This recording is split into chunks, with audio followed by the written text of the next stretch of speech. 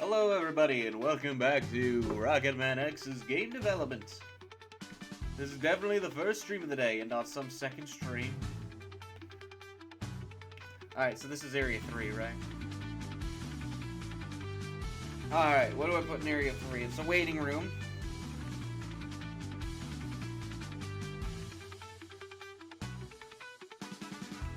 Dun-dun, dun-dun-dun.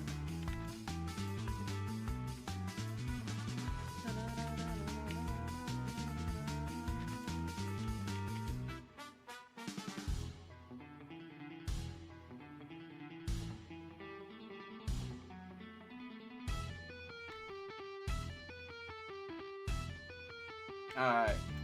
Vending machine.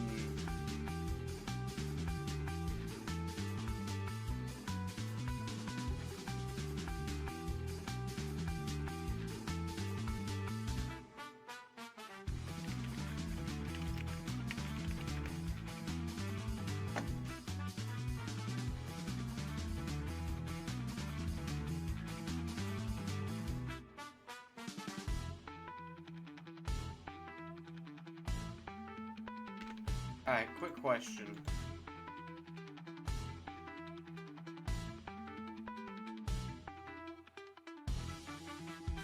BP underscore break. BP underscore vending machine. G.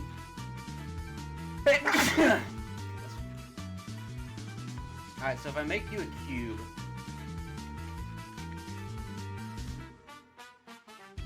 and then I have you material, the one with...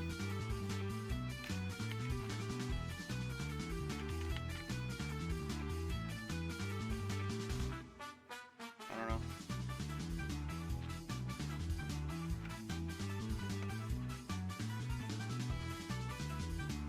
Well, looking it up didn't help at all. Alright. Material... underscore. Yeah, let's do this one. Okay, that's good to know. So I think you use the same UV wrapping.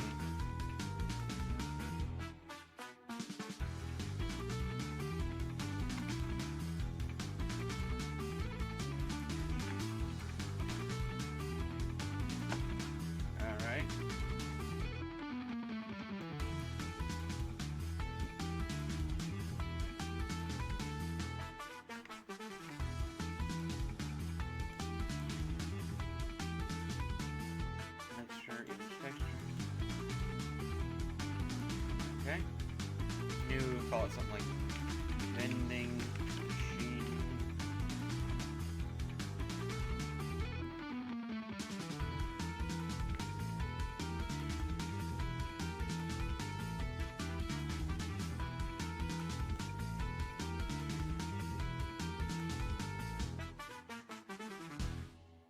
Actually, maybe a lighter gray. And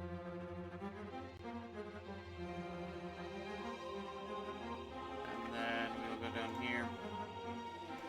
What we're gonna do is... Oh, forgot to have Twitch channel on. There we go. Alright, take you, move you down here.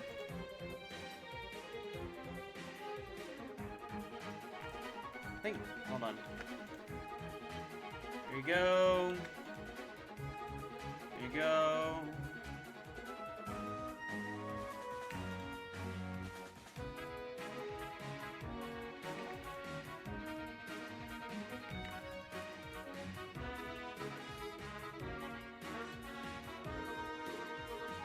Alright, yeah.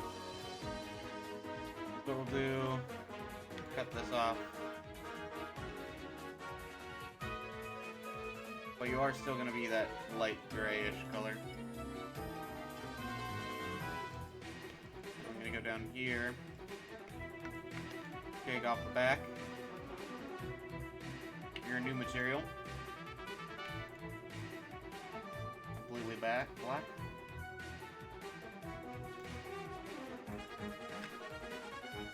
And then this face is going to be a third material that is completely white.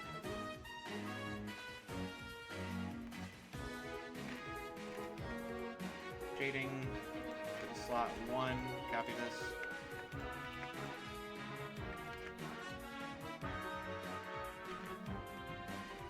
Alright. Render engine, cycles, bake, diffuse, only color, bake. There you go. There's your paint, image, save as vending machine.png in Blender textures. Go into you. Rocketman X materials. Blender projects. Actually, it's Blender textures. Vending machine. Put you in there. Create a material out of you. Whatever the default name is.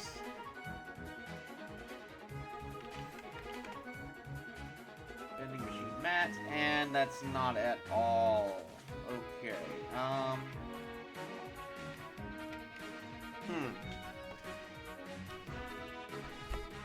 What does the UV map look like for...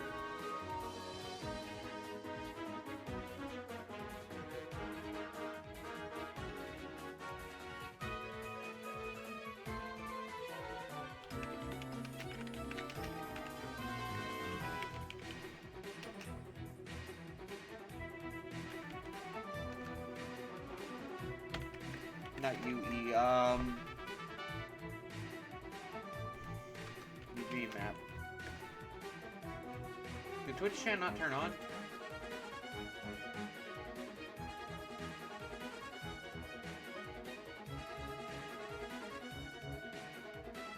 There we go.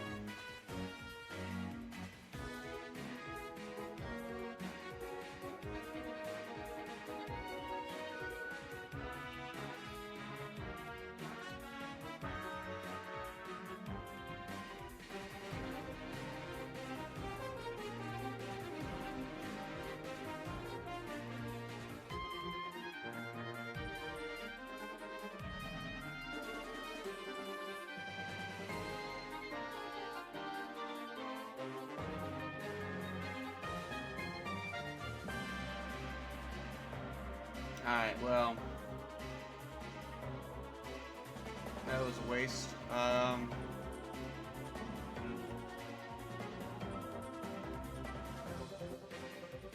This may or may not crash everything. Oh yeah, I forgot, I have laundry. Okay, I gotta go get it. Hold on, I'll be a minute.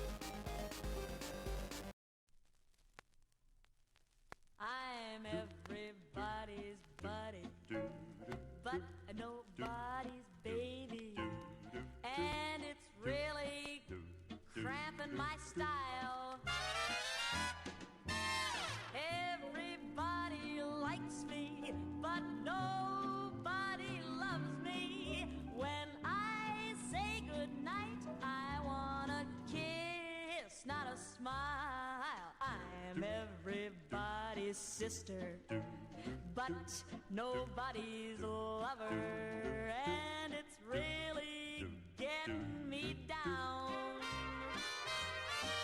I'm everybody's buddy, but nobody's baby. I'm the best liked, least loved gal in town.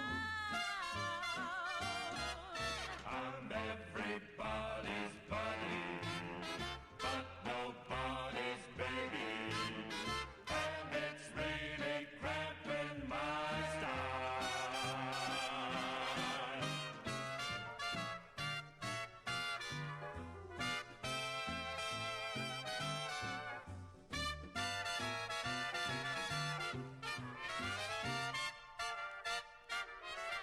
I'm everybody's sister, but nobody's lover, and it's really getting me down. I'm everybody's buddy, but nobody's baby. I'm the best liked, least loved gal in town.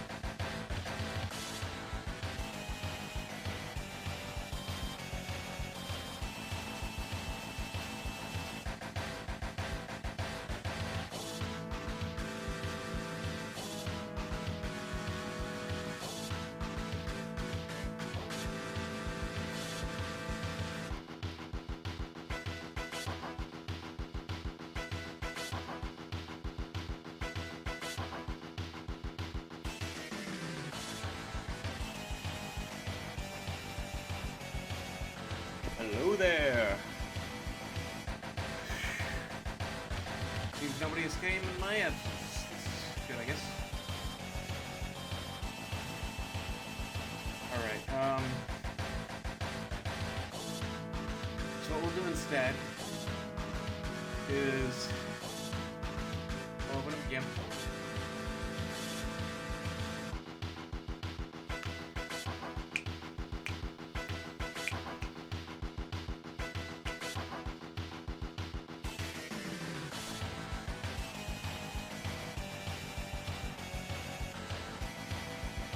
So I think most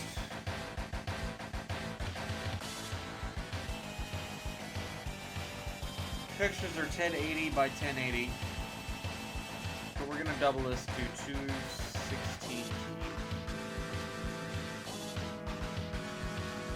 And what I'm gonna do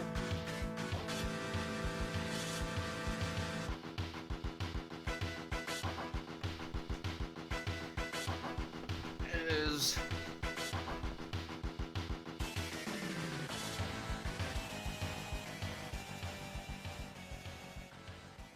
hold on. Let me make it even then. I don't know, what's a good thing? It's 1080, so if I subtract 200 from each side. 200.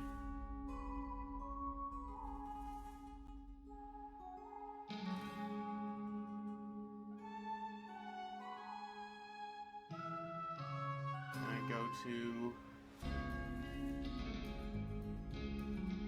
880.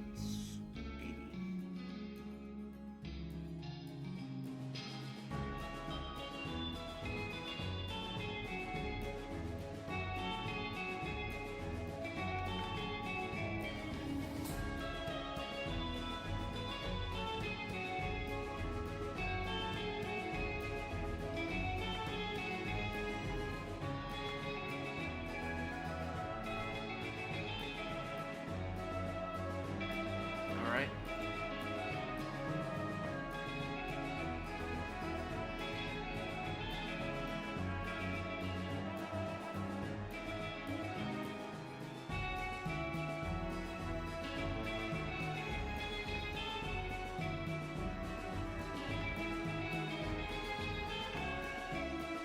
As long as you're perfectly even on one of the squares, it doesn't matter about anything else up in the other corner. Alright. Put about that big gap.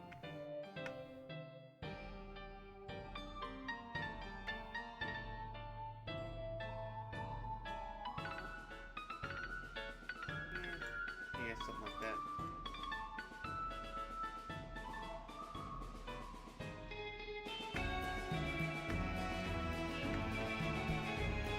Alright, now view. White is a blank palette. Can do that.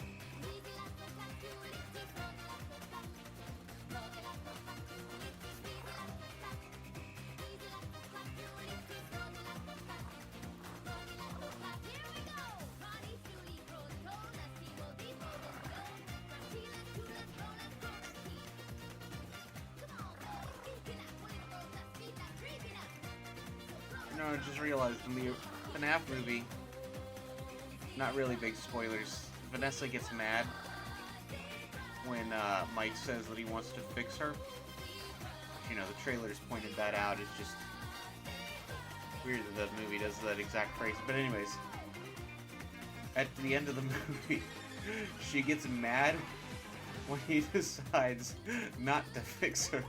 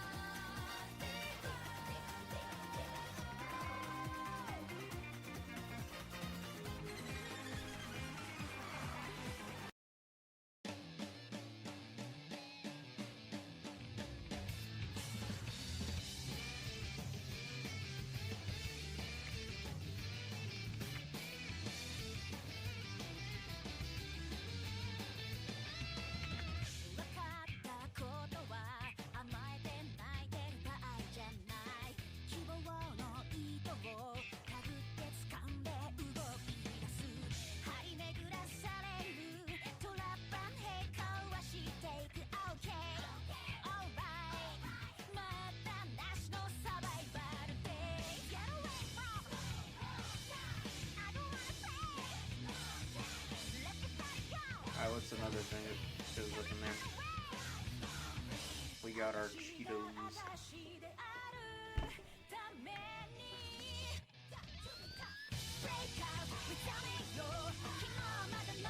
So what am I doing? Scratch this one and move it down.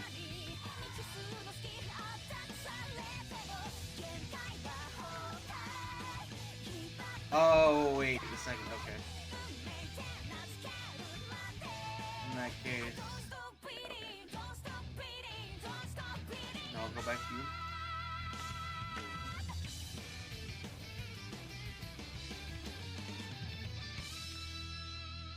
Brown for chocolate.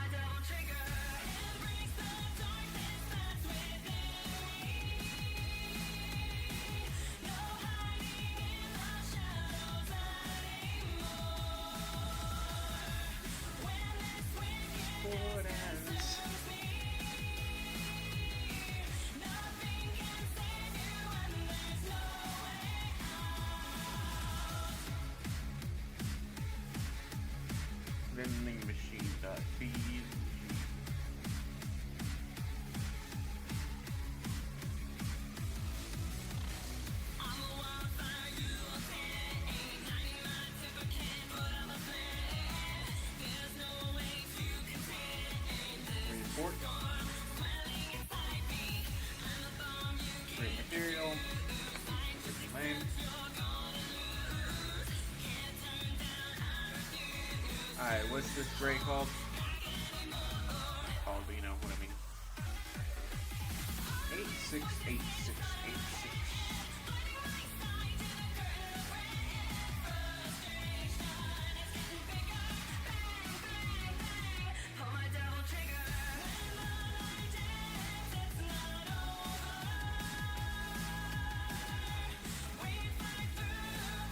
Pretty close. 8 6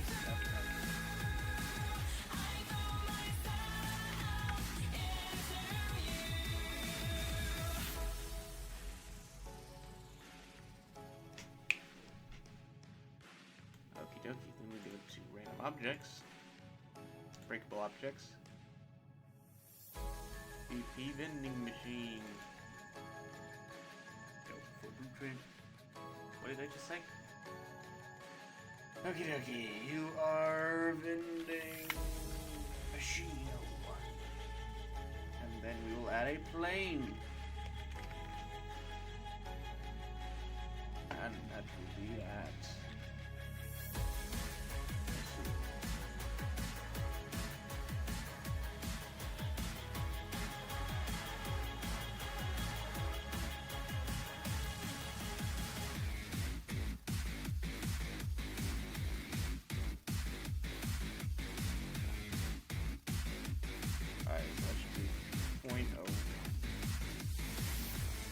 I believe that went the wrong way.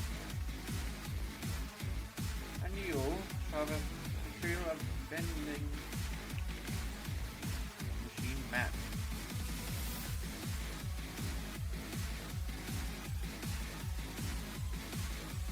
Oh, sorry. Regular. Then we take you. 2.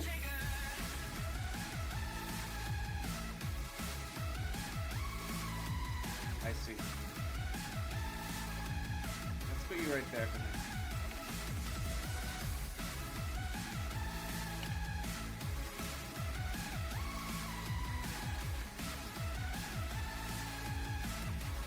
Now put you back in there.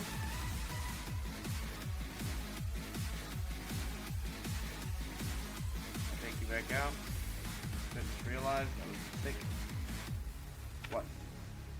I said 1, not 12. Okie day. Now I can put one of yous in there. Ah. You're going to hate me.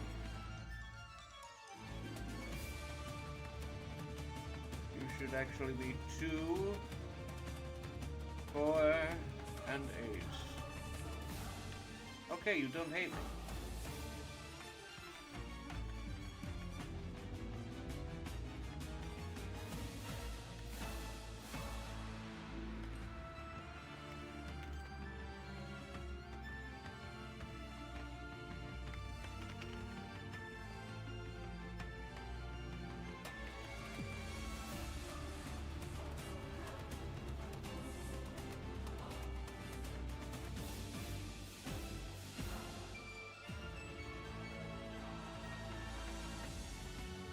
Alright, and you have a default value of 15 with a variance of 3. Alright, next thingy that we gotta make. Blender!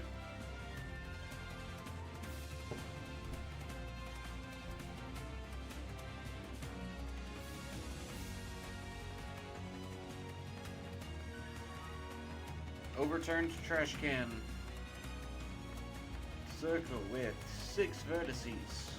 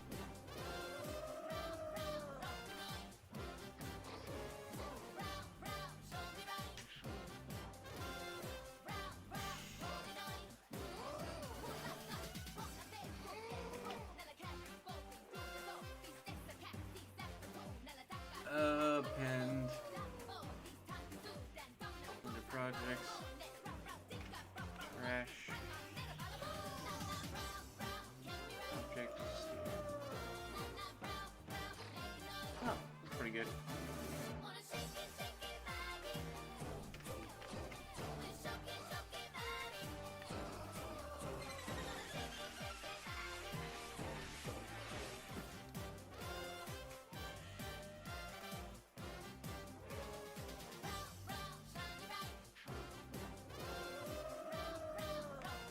Make sure it's connected only.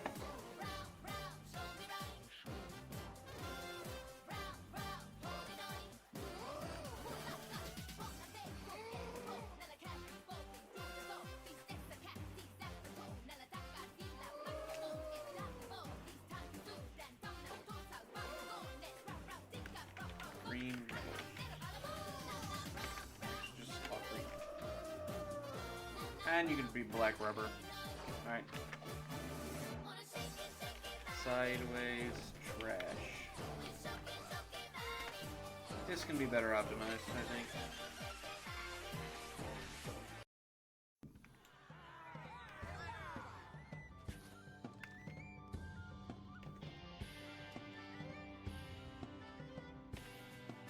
There we go. Solves half of life's problems. Oh yeah, and also I don't know what calculate outside. I think that'll work. Yeah, there we go. When trouble swings your way, they say to look before you leap. But he who hesitates is lost, so I just dive in deep. I pay the piper for the tune, and if I'm led astray, then with a helping hand or two, I will, there is a way. That's the way we go as the river flows, my friend. Two hands to and fro are better than one.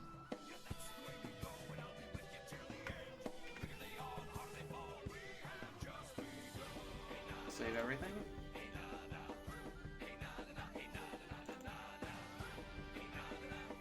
Alright, this will be green. This will be black. Rubber? Opportunity did knock. I opened up the door and put me best foot forward for the unknown Break. to explore. I've never been the hand that feeds. I learned the lessons well. Each dog will have his day to lead us where the treasure dwells. That's the way we go as the river flows, my friend. Two heads to and fro are better than one. Yeah, that's the way we go, and I'll be with you till the end. The bigger they are, the harder they fall. We have just begun.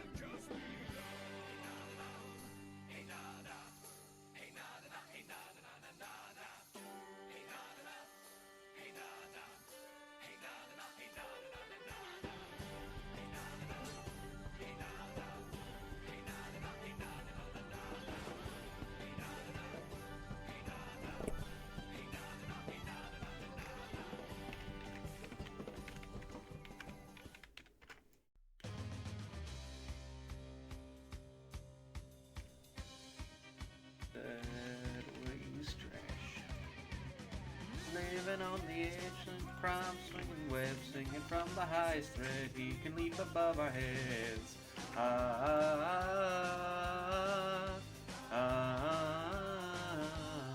Villains on the rise and city victimized. Get up with no surprise, arriving in the speed of time.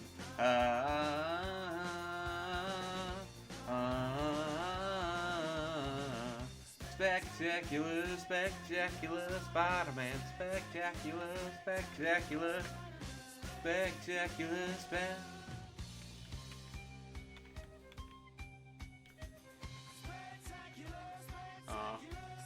you get that version? Oh yeah, also, here's a thingy we gotta do.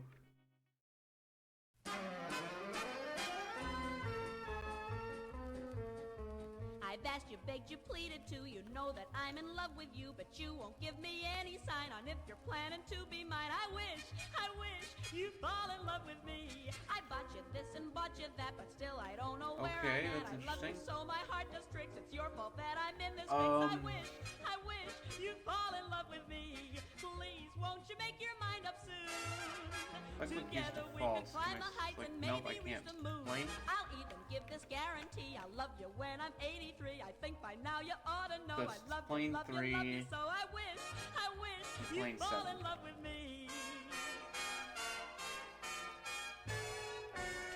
Lane 3. I'd swim to China on a dare, but you look like you wouldn't care. I'd do most anything you say, excepting maybe go away. I wish you'd fall in 7. love with me.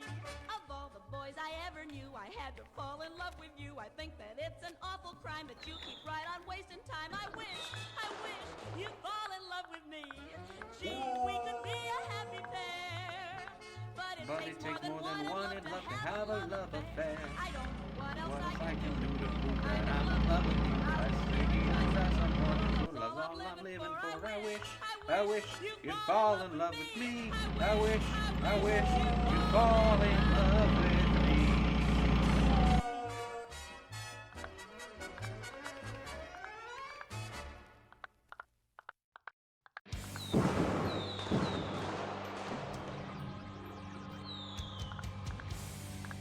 Alright, it's working again.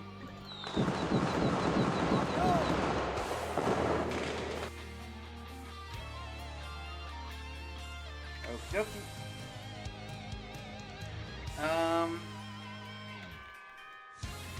So we got you guys, but I placed every single one of you in the persistent level, and that's not right.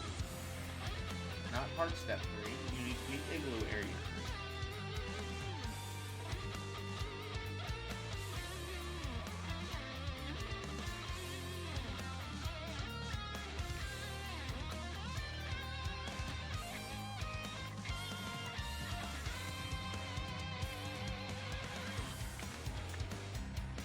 There we go. Now the other thing is,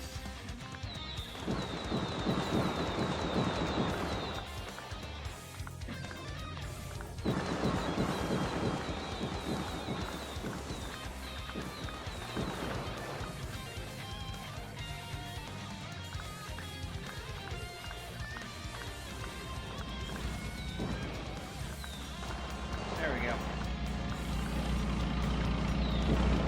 Alright, you drop a coin. You drop some coins.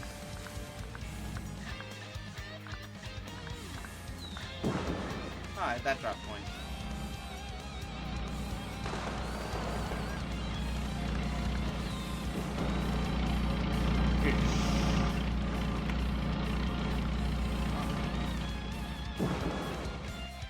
Okie dokie.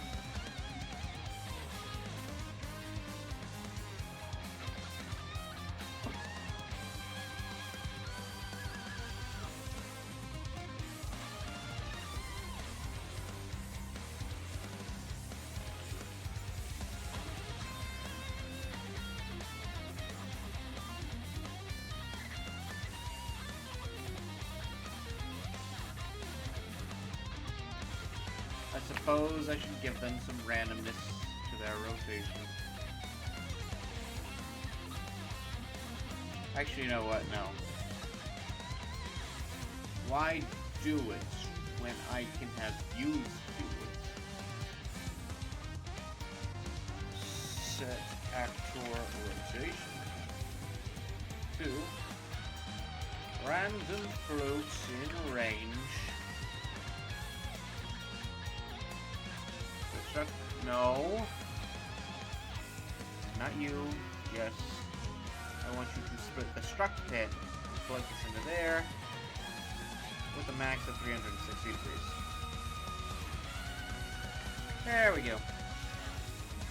That way it doesn't matter what I do, it'll all be randomized.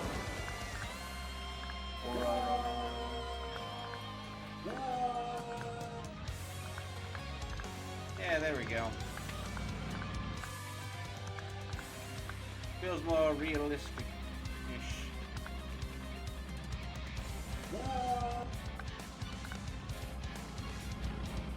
I don't know that people can see hands on the chairs.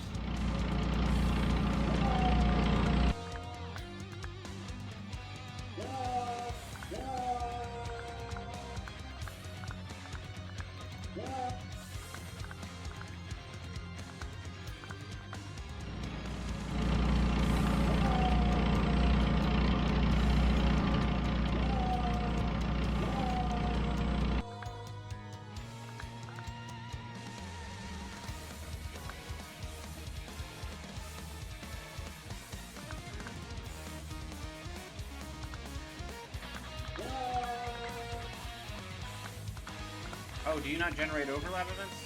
We need to fix that.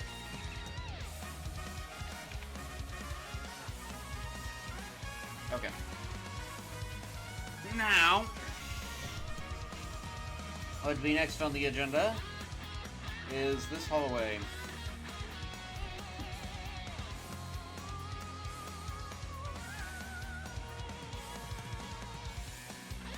You be right.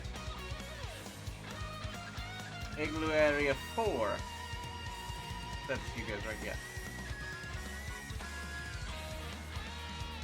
That's not the DP. There we go.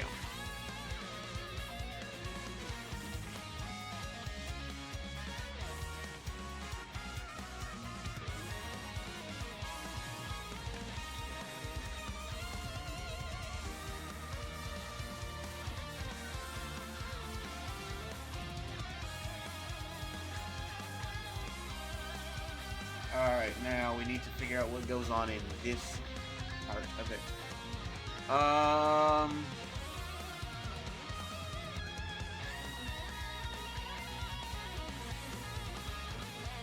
Oh yeah.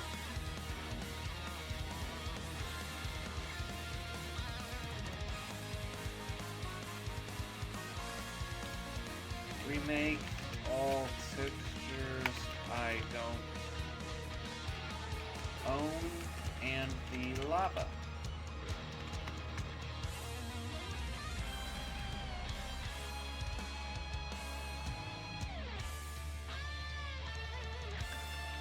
Horse race plus coins in horse level second half.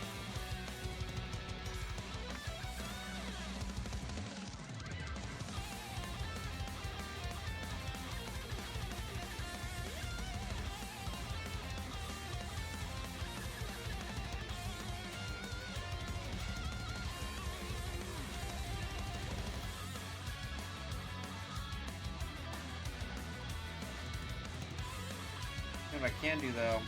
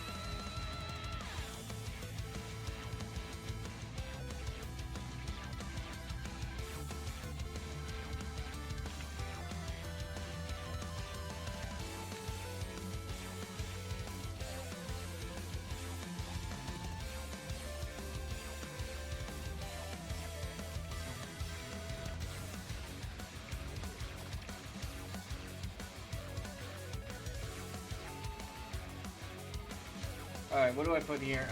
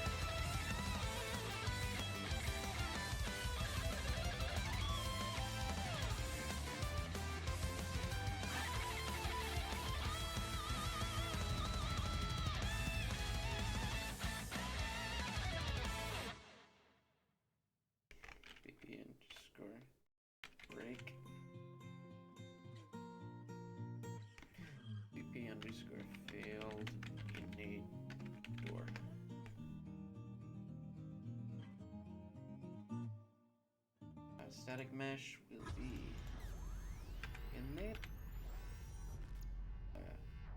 Something.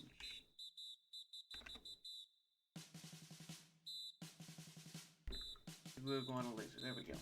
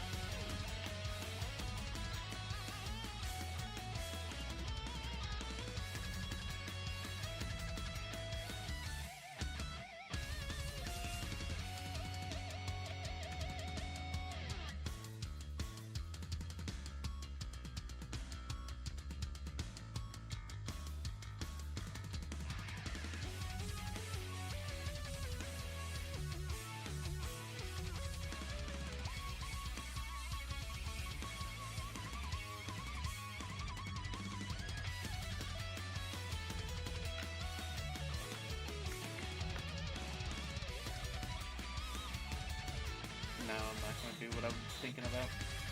Alright. So that's the Field of Nature room.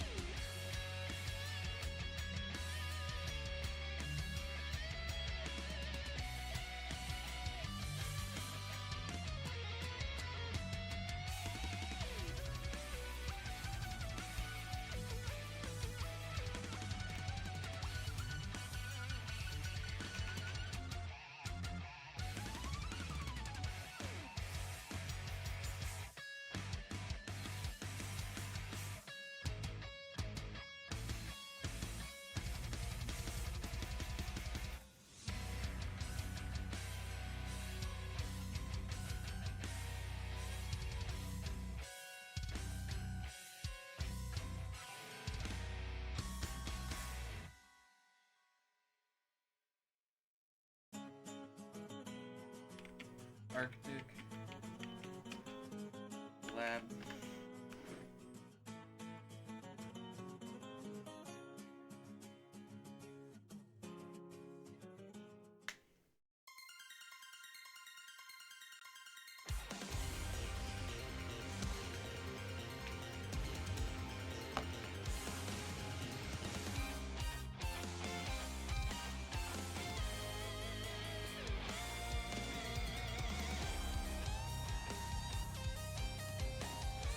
So you got microscopes. What is that? Sponges? Maybe some radios. Alright,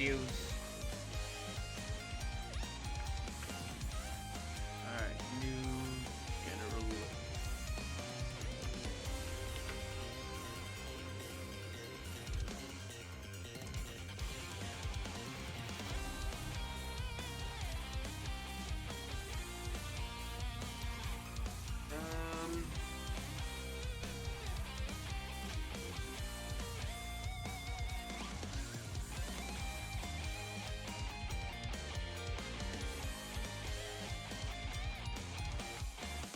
Tables.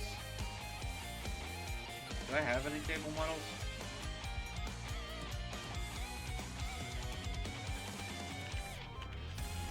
I do.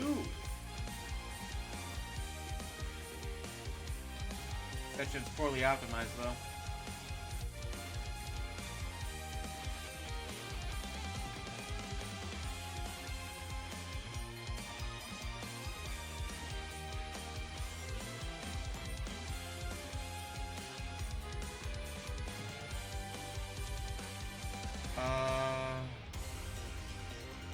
Oh. Yeah, it is poorly optimized, but it's also not the kind of table I was thinking of.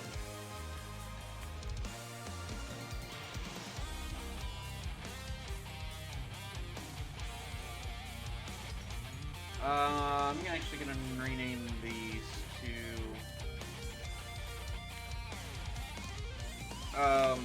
what are they better known as? Display tables.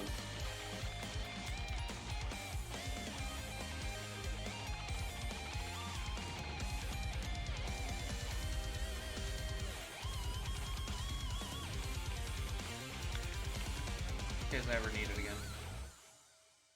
What is this?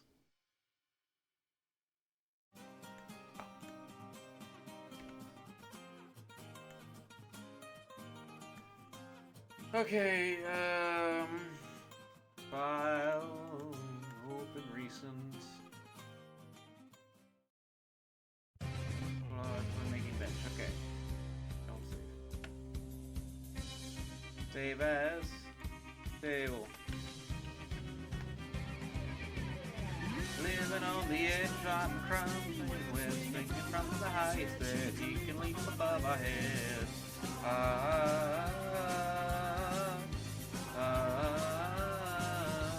Village on the rise and the city's victimized. Looking up with no surprise, arriving in its nick of time. Okay. No issue with you doing that. Spectacular, spectacular. Come to light and then delete all those faces. Spectacular, spectacular. Spectacular.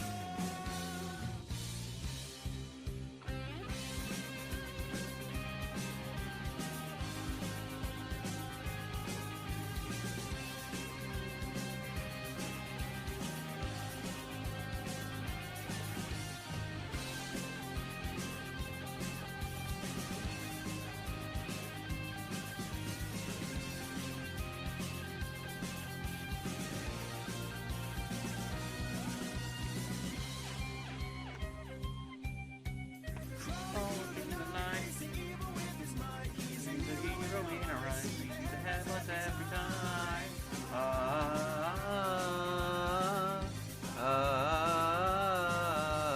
Making villains fall, webbing rivals to a halt. Racing up and down the walls, bringing justice to us all.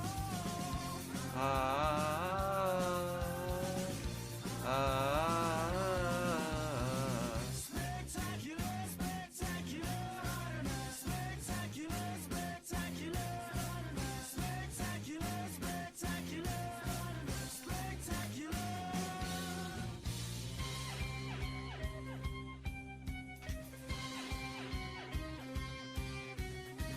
Spectacular, spectacular.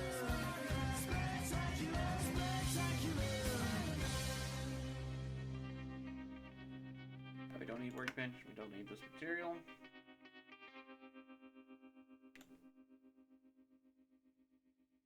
Table you will be using.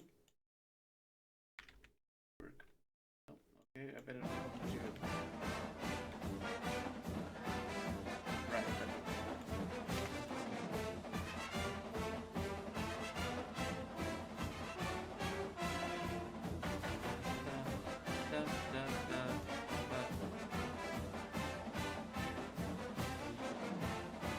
Work.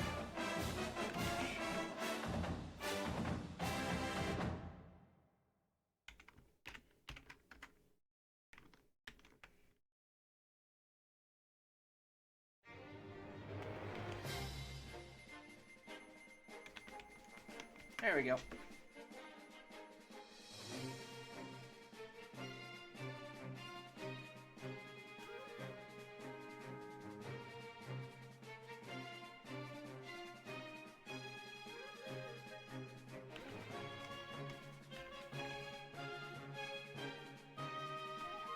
PP_word.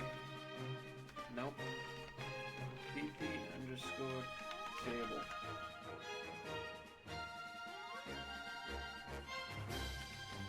Table.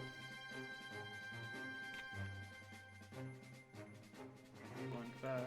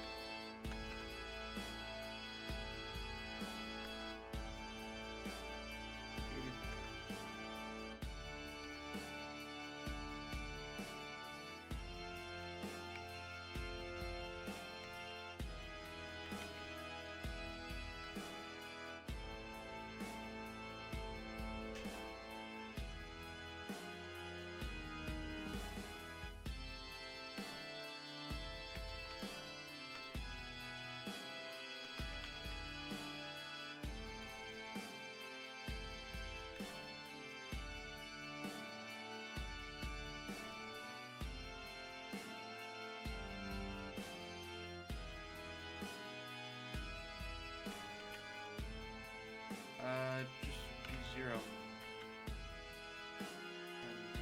Which is that like?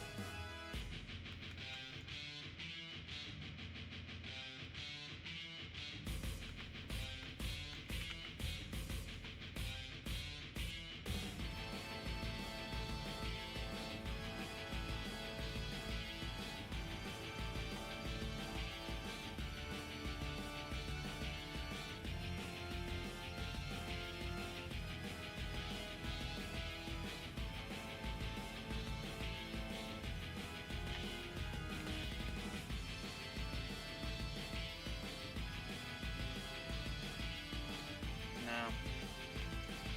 Go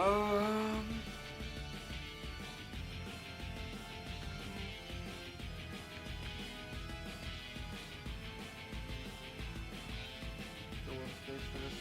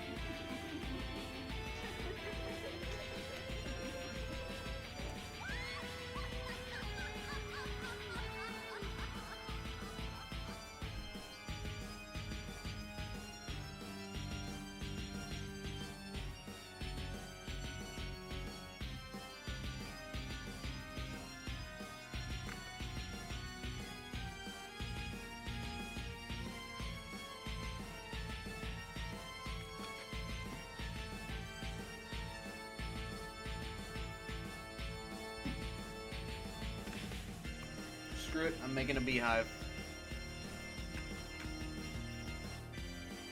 No, I'm not. What am I doing, dude? I don't want to make a beehive, but I can.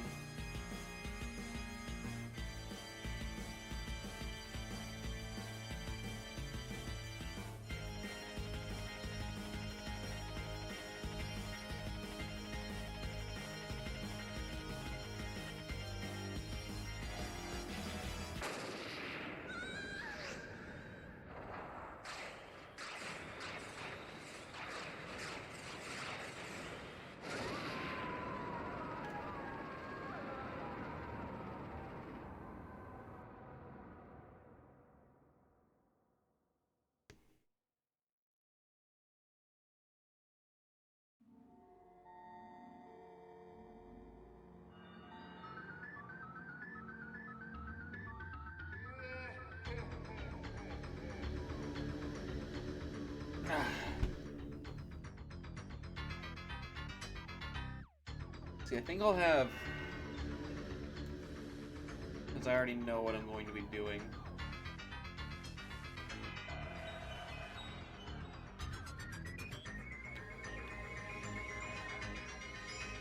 Got Area 5.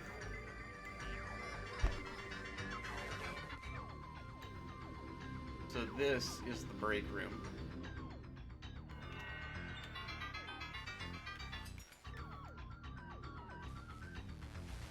Fine, so vending machines are in fact too big. 1, 2, 4.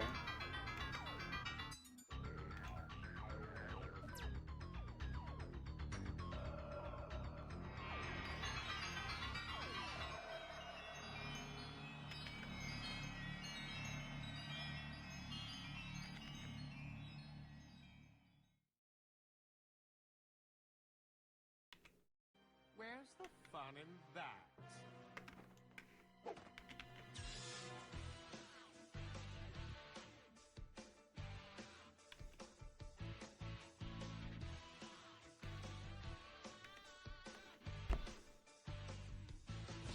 You can be a goody two till the end of your days. You could say crime never pays. You can follow every law and fear the big black bats.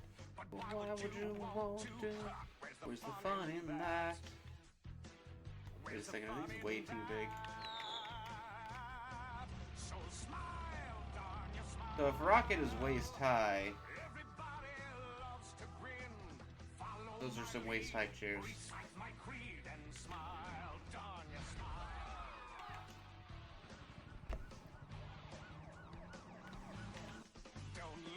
Don't say that life is a bore.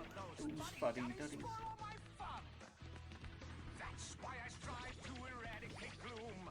It's from that itch I made the switch and chose My non the bloom. There's the fun in that.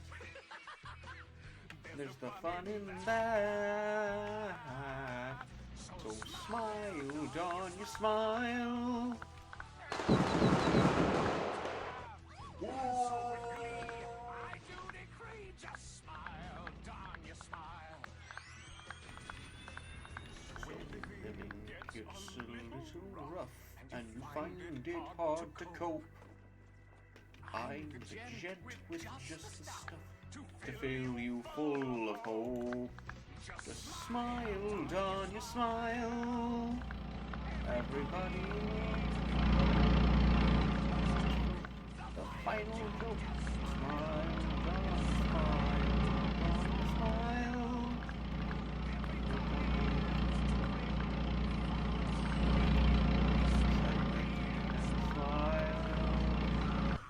Dawn, you smile.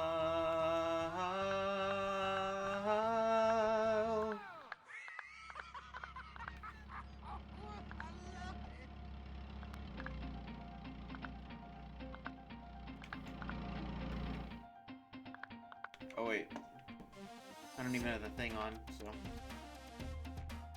can't test it.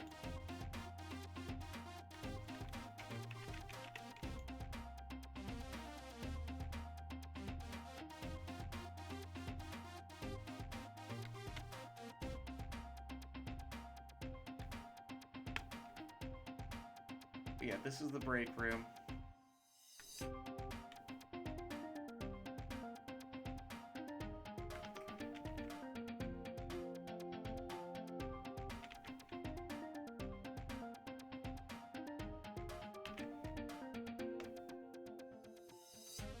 These guys are indestructible because I don't know why.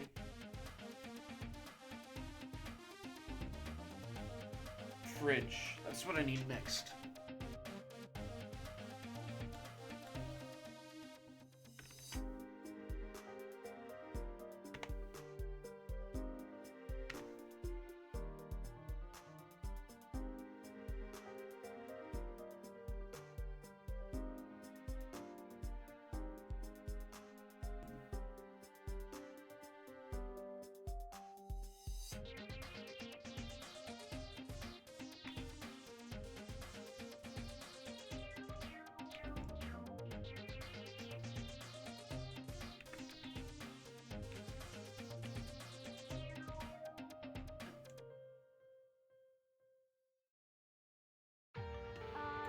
Oh.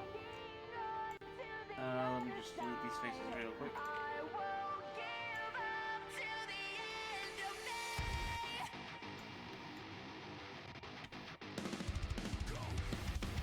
Alright. Now we fill you, fill you. Exactly what I wanted.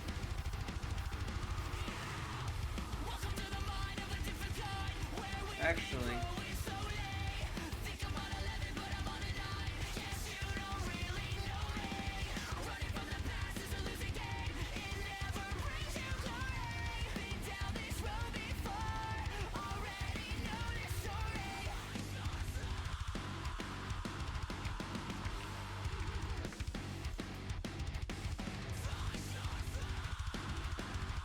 meaning that two that I thought were useful are in fact not.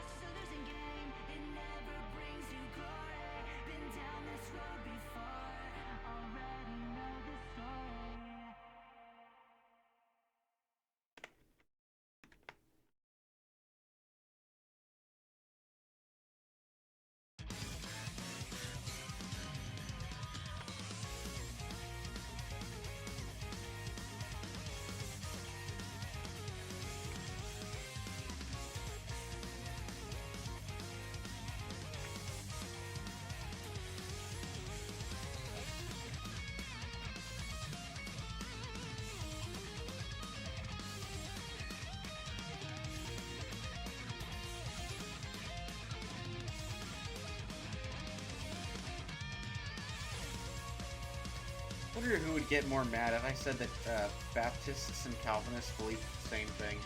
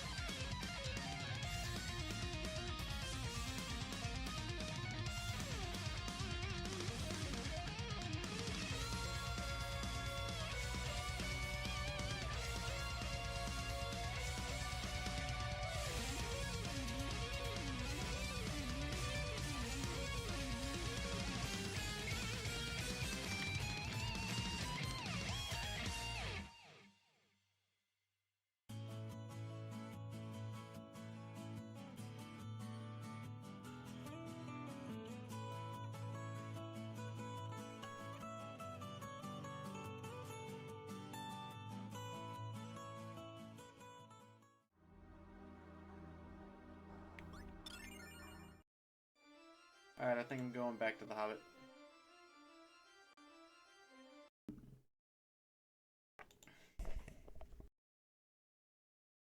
I will tread the path with you, Gandalf, said Gimli. I will go and look on the halls of Durin, whatever may wait there if you can find the doors that are shut. Good, Gimli, said Gandalf. You encourage me. We will seek the hidden doors together. And we will come through. In the ruins of the dwarves, a dwarf's head will be less easy to bewilder than elves or men or hobbits. Yet it will not be the first time that I have been to Moria. I sought there long for Thrain son of Thrur after he was lost. I passed through, and I came out again alive. I too once passed the Dimril Gate, said Aragorn quietly, but though I also came out again, the memory is very evil. I do not wish to enter Moria a second time.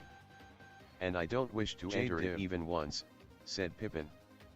Nor me, muttered Sam. Of course not, said Gandalf. Who would? But the question is, who will follow me, if I lead you there? I will, said Gimli eagerly. I will, said Aragorn heavily. You followed my lead almost to disaster in the snow, and have said no word of blame. I will follow your lead now, if this last warning does not move you. It is not of the ring, nor of us others that I am thinking now, but of you, Gandalf. And I say to you, if you pass the doors of Moria, beware. I will not go, said Boromir, not unless the vote of the whole company is against me. What do Legolas and the little folk say? The ring-bearer's voice surely should be heard? I do not wish to go to Moria, said Legolas. The hobbits said nothing. Sam looked at Frodo. At last Frodo spoke. I do not wish to go, he said, but neither do I wish to refuse the advice of Gandalf. I beg that there should be no vote, until we have slept on it. Gandalf will get votes easier in the light of the morning than in this cold gloom. How the wind howls. At these words all fell into silent thought. They heard the wind hissing among the rocks and trees, and there was a howling and wailing round them in the empty spaces of the night. Suddenly Aragorn leapt to his feet. "How the wind howls!" he cried. "It is howling with wolf voices. The wargs have come west of the mountains. Need we wait until morning then?" said Gandalf. "It is as I said. The hunt is up. Even if we live to see the dawn, who now will wish to journey south by night with the wild wolves on his trail?" "How far is Moria?" asked Boromir. "There was a door southwest of Caradhras, some 15 miles as the crow flies, and maybe 20 as the wolf runs," answered Gandalf grimly. "Then let us start as soon as it is light tomorrow, if we can," said Boromir. "The wolf that one hears is worse than the orc that one fears." "True," said Aragorn, loosening his sword in its sheath. "But where the warg howls, there also the orc prowls." "I wish I had taken Elrond's advice," muttered Pippin to Sam. "I am no good after all. There is not enough of the breed of Bandobras the Bull Roarer in me, these howls freeze my blood. I don't ever remember feeling so wretched." "My heart's right down in my toes, Mr. Pippin," said Sam. "But we aren't eaten yet, and there are some stout folk here with us. Whatever may be in store for old Gandalf, I'll wager it isn't a wolf's belly." For their defense in the night the company climbed to the top of the small hill under which they had been sheltering. It was crowned with a knot of old and twisted trees, about which lay a broken circle of boulder stones. In the midst of this they lit a fire, for there was no hope that darkness and silence would keep their trail from discovery by the hunting packs. Round the fire they sat, and those that were not on guard dozed uneasily. Poor Bill the pony trembled and sweated where he stood. The howling of the wolves was now all round them, sometimes nearer and sometimes further off. In the dead of the night many shining eyes were seen peering over the brow of the hill. Some advanced almost to the ring of stones. At a gap in the circle a great dark wolf shape could be seen halted, gazing at them.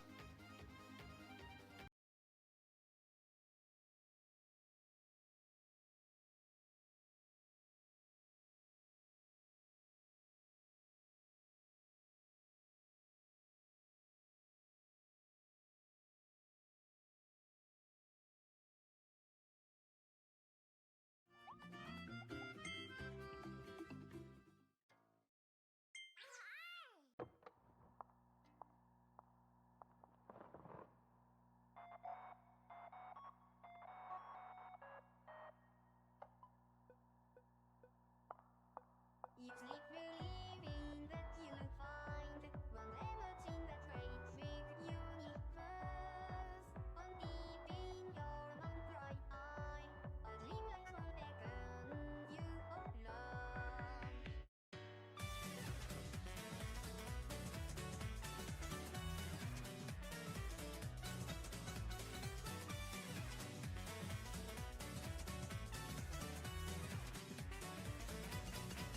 An empty thing or symbol that it went into the starry sky, oh yeah. Secret standing and the fire, life remains a burning on so strong. Wonder, looking at generations now, twisty vision of an unknown world hard. But this is the future that I foresaw. Wanna break through ya. Gotta snatch a space alive. Present on connect them all now. Don't you not look there on my window.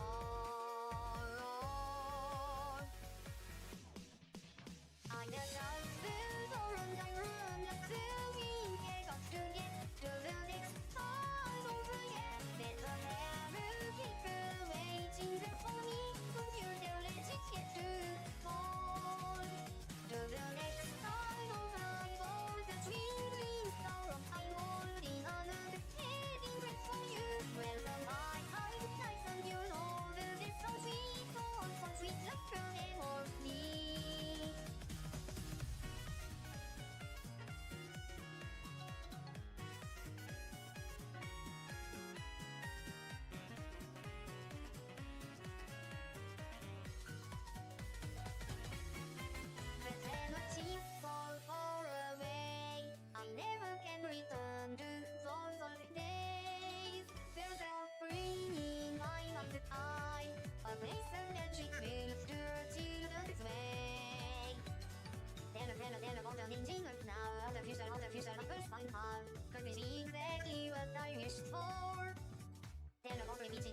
to meet me. Approaching early and unworking this is I'm meeting red, but on my window, set under a very sweet dun.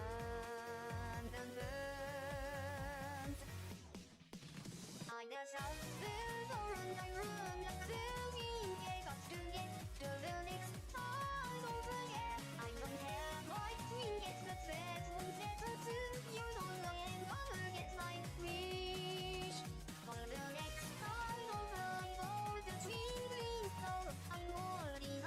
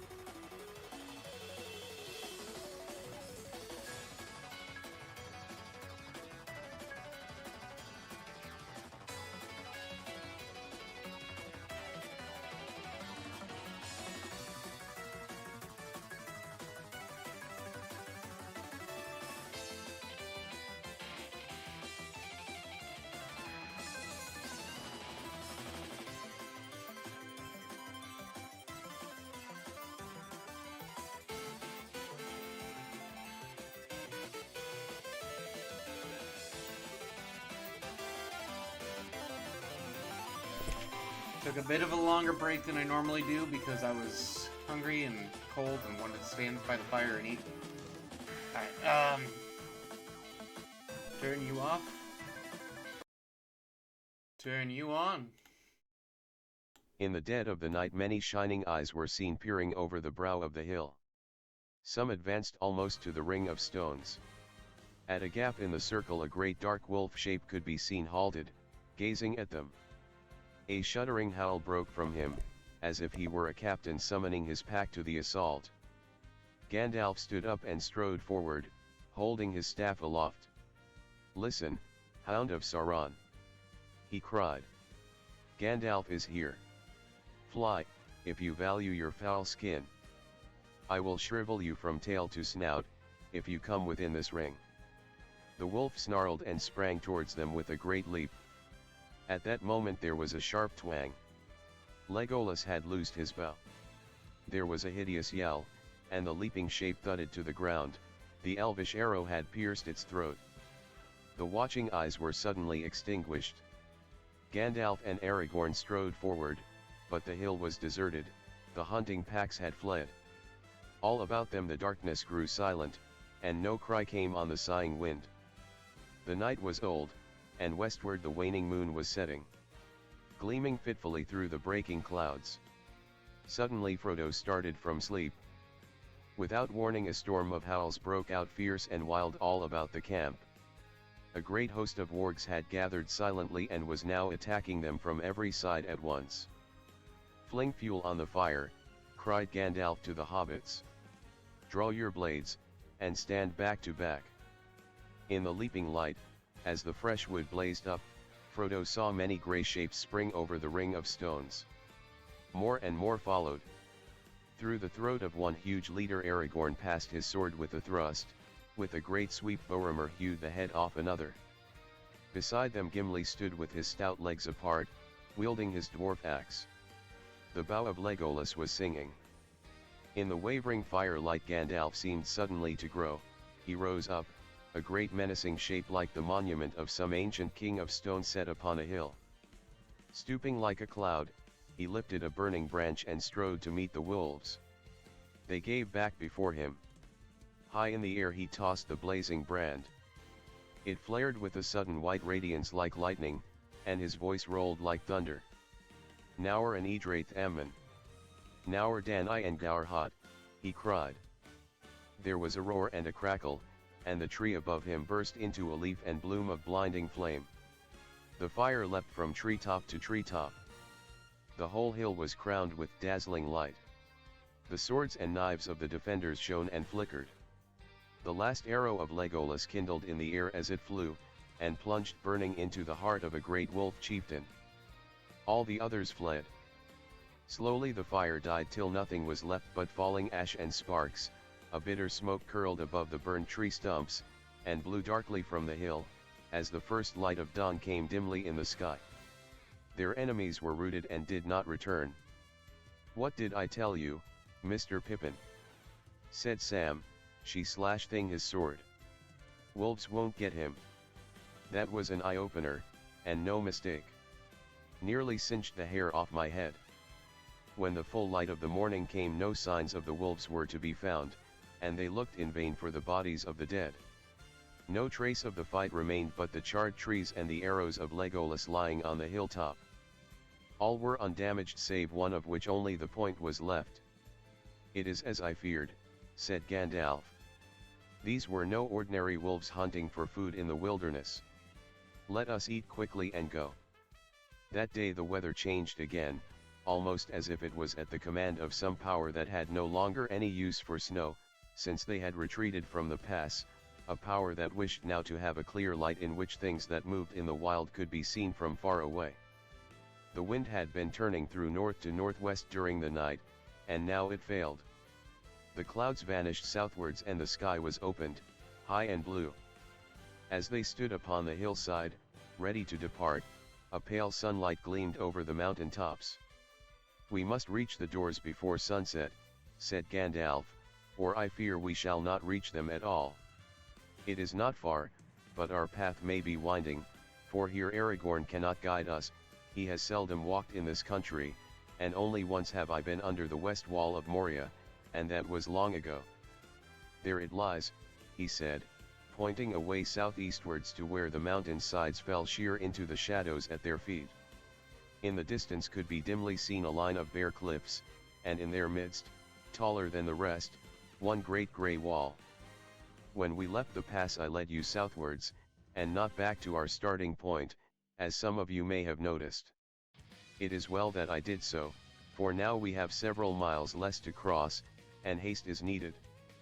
Let us go. I do not know which to hope, said Boromir grimly, that Gandalf will find what he seeks, or that coming to the cliff we shall find the gates lost forever. All choices seem ill, and to be caught between wolves and the wall the likeliest chance. Lead on. Gimli now walked ahead by the wizard's side, so eager was he to come to Moria. Together they led the company back towards the mountains. The only road of old to Moria from the west had lain along the course of a stream, the Saranen, that ran out from the feet of the cliffs near where the doors had stood. But either Gandalf was astray, or else the land had changed in recent years, for he did not strike the stream where he looked to find it, only a few miles southwards from their start. The morning was passing towards noon, and still the company wandered and scrambled in a barren country of red stones. Nowhere could they see any gleam of water or hear any sound of it. All was bleak and dry. Their hearts sank. They saw no living thing, and not a bird was in the sky, but what the night would bring, if it caught them in that lost land, none of them cared to think. Suddenly Gimli, who had pressed on ahead, called back to them. He was standing on a knoll and pointing to the right. Hurrying up they saw below them a deep and narrow channel. It was empty and silent, and hardly a trickle of water flowed among the brown and red-stained stones of its bed, but on the near side there was a path, much broken and decayed, that wound its way among the ruined walls and paving stones of an ancient high road. Ah! Here it is at last, said Gandalf. This is where the stream ran, Saranen, the gate stream, they used to call it. But what has happened to the water, I cannot guess. It used to be swift and noisy. Come. We must hurry on. We are late. The company were footsore and tired, but they trudged doggedly along the rough and winding track for many miles. The sun turned from the noon and began to go west. After a brief halt and a hasty meal they went on again. Before them the mountains frowned, but their path lay in a deep trough of land and they could see only the higher shoulders and the far eastward peaks. At length they came to a sharp bend. There the road, which had been veering southwards between the brink of the channel and a steep fall of the land to the left, turned and went due east again. Rounding the corner they saw before them a low cliff, some 5 fathoms high, with a broken and jagged top. Over it a trickling water dripped, through a wide cleft that seemed to have been carved out by a fall that had once been strong and full. Indeed things have changed, said Gandalf. But there is no mistaking the place. There is all that remains of the stair falls. If I remember right, there was a flight of steps cut in the rock at their side, but the main road wound away left and climbed with several loops up to the level ground at the top. There used to be a shallow valley beyond the falls right up to the walls of Moria, and the Saranen flowed through it with the road beside it. Let us go and see what things are like now. They found the stone steps without difficulty, and Gimli sprang swiftly up them, followed by Gandalf and Frodo. When they reached the top they saw that they could go no further that way, and the reason for the drying up of the gate stream was revealed. Behind them the sinking sun filled the cool western sky with glimmering gold. Before them stretched a dark still lake. Neither sky nor sunset was reflected on its sullen surface. The Saranen had been dammed and had filled all the valley. Beyond the ominous water were reared vast cliffs, their stern faces pallid in the fading light, final and impassable. No sign of gate or entrance, not a fissure or crack could Frodo see in the frowning stone. There are the walls of Moria, said Gandalf, pointing across the water. And there the gate stood once upon a time, the elven door at the end of the road from Holland by which we have come. But this way is blocked. None of the company, I guess, will wish to swim this gloomy water at the end of the day. It has an unwholesome look. We must find a way round the northern edge, said Gimli. The first thing for the company to do is to climb up by the main path and see where that will lead us. Even if there were no lake, we could not get our baggage pony up this stair. But in any case we cannot take the poor beast into the mines, said Gandalf. The road under the mountains is a dark road, and there are places narrow and steep which he cannot tread, even if we can. Poor old Bill, said Frodo. I had not thought of that. And poor Sam. I wonder what he will say. I am sorry, said Gandalf. Poor Bill has been a useful companion and it goes to my heart to turn him adrift now. I would have traveled lighter and brought no animal, least of all this one that Sam is fond of, if I had had my way. I feared all along that we should be obliged to take this road. The day was drawing to its end, and cold stars were glinting in the sky high above the sunset, when the company, with all the speed they could, climbed up the slopes and reached the side of the lake. In breadth it looked to be no more than 2 or 3 furlongs at the widest point. How far it stretched away southward they could not see in the failing light, but its northern end was no more than half a mile from where they stood, and between the stony ridges that enclosed the valley and the water's edge there was a rim of open ground. They hurried forward, for they had still a mile or 2 to go before they could reach the point on the far shore that Gandalf was making for, and then he had still to find the doors. When they came to the northernmost corner of the lake they found a narrow creek that barred their way. It was green and stagnant, thrust out like a slimy arm towards the enclosing hills. Gimli strode forward undeterred, and found that the water was shallow, no more than ankle deep at the edge. Behind him they walked in file, threading their way with care, for under the weedy pools were sliding and greasy stones, and footing was treacherous. Frodo shuddered with disgust at the touch of the dark unclean water on his feet. As Sam, the last of the company, led Bill up onto the dry ground on the far side, there came a soft sound, a swish, followed by a plop, as if a fish had disturbed the still surface of the water. Turning quickly they saw ripples, black-edged with shadow in the waning light, great rings were widening outwards from a point far out in the lake. There was a bubbling noise, and then silence. The dusk deepened, and the last gleams of the sunset were veiled in cloud. Gandalf now pressed on at a great pace, and the others followed as quickly as they could. They reached the strip of dry land between the lake and the cliffs. It was narrow, often hardly a dozen yards across, and encumbered with fallen rock and stones, but they found a way, hugging the cliff, and keeping as far from the dark water as they might. A mile southwards along the shore they came upon holly trees. Stumps and dead boughs were rotting in the shallows, the remains it seemed of old thickets, or of a hedge that had once lined the road across the drowned valley. But close under the cliff there stood, still strong and living, 2 tall trees, larger than any trees of holly that Frodo had ever seen or imagined. Their great roots spread from the wall to the water. Under the looming cliffs they had looked like mere bushes, when seen far off from the top of the stair, but now they towered overhead, stiff, dark, and silent, throwing deep night shadows about their feet, standing like sentinel pillars at the end of the road. Well, here we are at last, said Gandalf. Here the elven way from Hollin ended. Holly was the token of the people of that land, and they planted it here to mark the end of their domain, for the west door was made chiefly for their use in their traffic with the lords of Moria. Those were happier days, when there was still close friendship at times between folk of different race, even between dwarves and elves. It was not the fault of the dwarves that the friendship waned, said Gimli.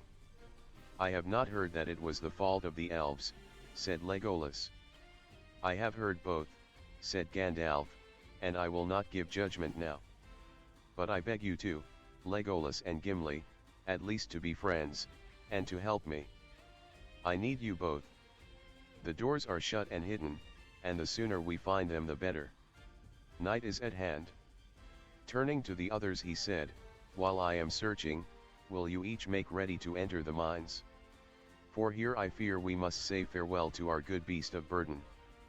You must lay aside much of the stuff that we brought against bitter weather, you will not need it inside, nor, I hope, when we come through and journey on down into the south. Instead each of us must take a share of what the pony carried, especially the food and the water skins. But you can't leave poor old Bill behind in this forsaken place, Mr. Gandalf," cried Sam, angry and distressed. "I won't have it, and that's flat. After he has come so far and all." "I am sorry, Sam," said the wizard. "But when the door opens I do not think you will be able to drag your Bill inside, into the long dark of Moria. You will have to choose between Bill and your master." "He'd follow Mr. Frodo into a dragon's den, if I let him," protested Sam. "It'd be nothing short of murder to turn him loose with all these wolves about." "It will be short of murder, I hope," said Gandalf. He laid his hand on the pony's head, and spoke in a low voice. "Go with words of guard and guiding on you," he said. "You are a wise beast, and have learned much in Rivendell. Make your ways to places where you can find grass, and so come in time to Elrond's house, or wherever you wish to go. There, Sam. He will have quite as much chance of escaping wolves and getting home as we have." Sam stood sullenly by the pony and returned no answer. Bill, seeming to understand well what was going on, nuzzled up to him, putting his nose to Sam's ear. Sam burst into tears, and fumbled with the straps, unlading all the pony's packs and throwing them on the ground. The others sorted out the goods, making a pile of all that could be left behind, and dividing up the rest. When this was done they turned to watch Gandalf. He appeared to have done nothing. He was standing between the two trees gazing at the blank wall of the cliff, as if he would bore a hole into it with his eyes. Gimli was wandering about, tapping the stone here and there with his axe. Legolas was pressed against the rock, as if listening. "Well, here we are and all ready," said Merry, "but where are the doors? I can't see any sign of them." "Dwarf doors are not made to be seen when shut," said Gimli. "They are invisible, and their own masters cannot find them or open them, if their secret is forgotten." "But this door was not made to be a secret known only to dwarves," said Gandalf, coming suddenly to life and turning round. "Unless things are altogether changed, eyes that know what to look for may discover the signs." He walked forward to the wall. Right between the shadow of the trees there was a smooth space, and over this he passed his hands to and fro, muttering words under his breath. Then he stepped back. "Look," he said.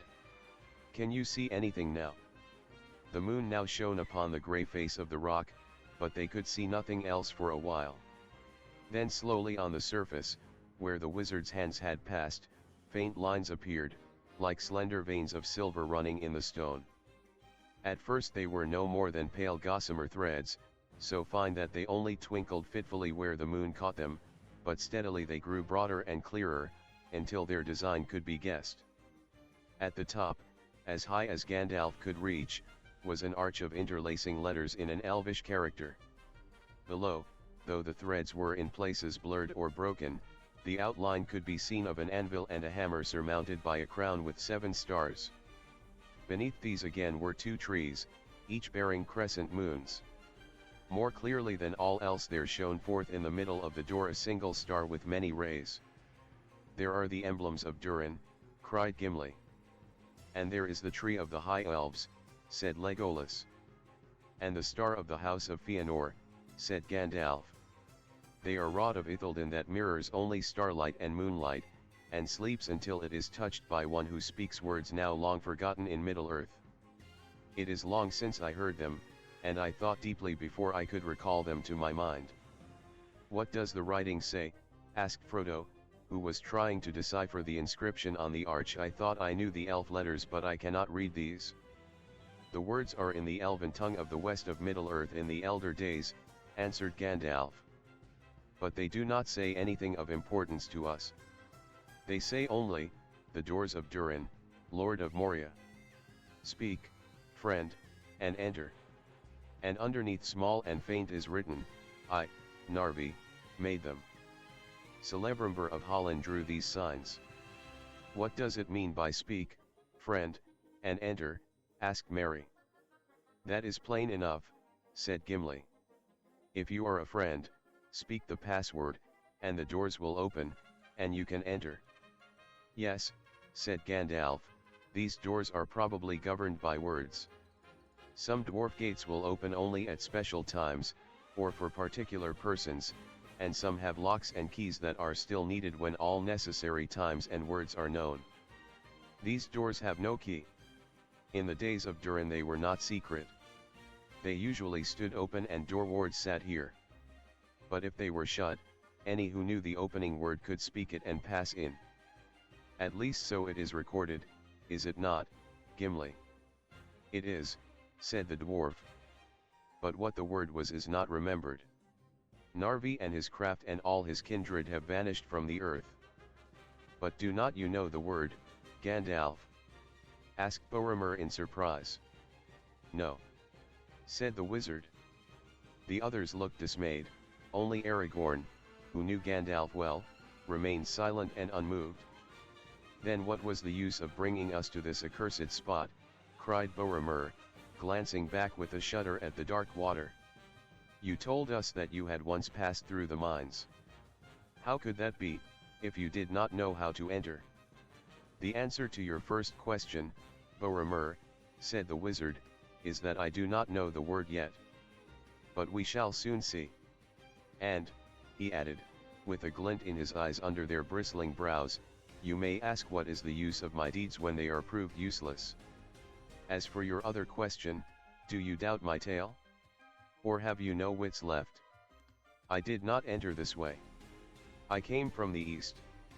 If you wish to know, I will tell you that these doors open outwards. From the inside you may thrust them open with your hands. From the outside nothing will move them save the spell of command. They cannot be forced inwards. What are you going to do then? Asked Pippin, undaunted by the wizard's bristling brows. Knock on the doors with your head, Peregrine Took, said Gandalf. But if that does not shatter them, and I am allowed a little peace from foolish questions, I will seek for the opening words. I once knew every spell in all the tongues of elves or men or orcs that was ever used for such a purpose. I can still remember 10 score of them without searching in my mind. But only a few trials, I think, will be needed, and I shall not have to call on Gimli for words of the secret dwarf tongue that they teach to none. The opening words were elvish, like the writing on the arch, that seems certain. He stepped up to the rock again, and lightly touched with his staff the silver star in the middle beneath the sign of the anvil. Anon ed Helen, Edro Hyaman. Fenas Nogothram, Lasto Beth Laman. He said in a commanding voice. The silver lines faded, but the blank grey stone did not stir. Many times he repeated these words in different order, or varied them. Then he tried other spells. One after another, speaking now faster and louder, now soft and slow. Then he spoke many single words of elvish speech. Nothing happened. The cliff towered into the night, the countless stars were kindled, the wind blew cold, and the doors stood fast. Again Gandalf approached the wall, and lifting up his arms he spoke in tones of command and rising wrath. Edro, Edro! He cried, and struck the rock with his staff. Open, open! He shouted, and followed it with the same command in every language that had ever been spoken in the west of Middle-earth.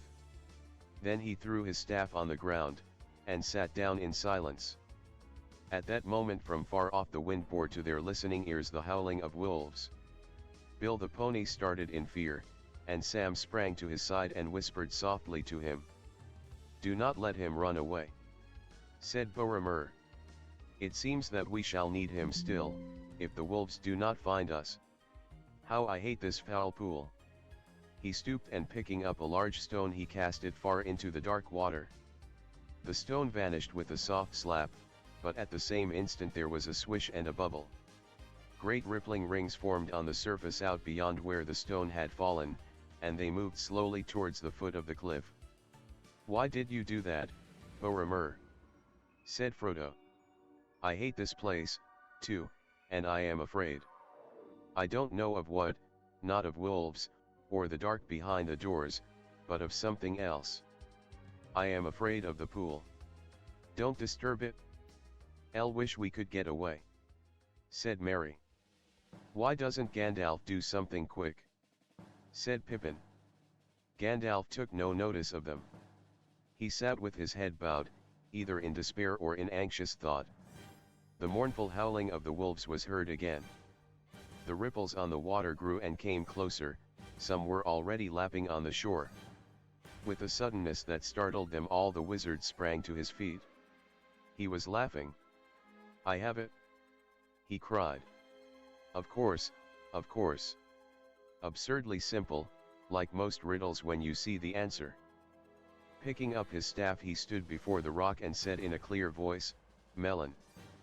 The star shone out briefly and faded again. Then silently a great doorway was outlined, though not a crack or joint had been visible before.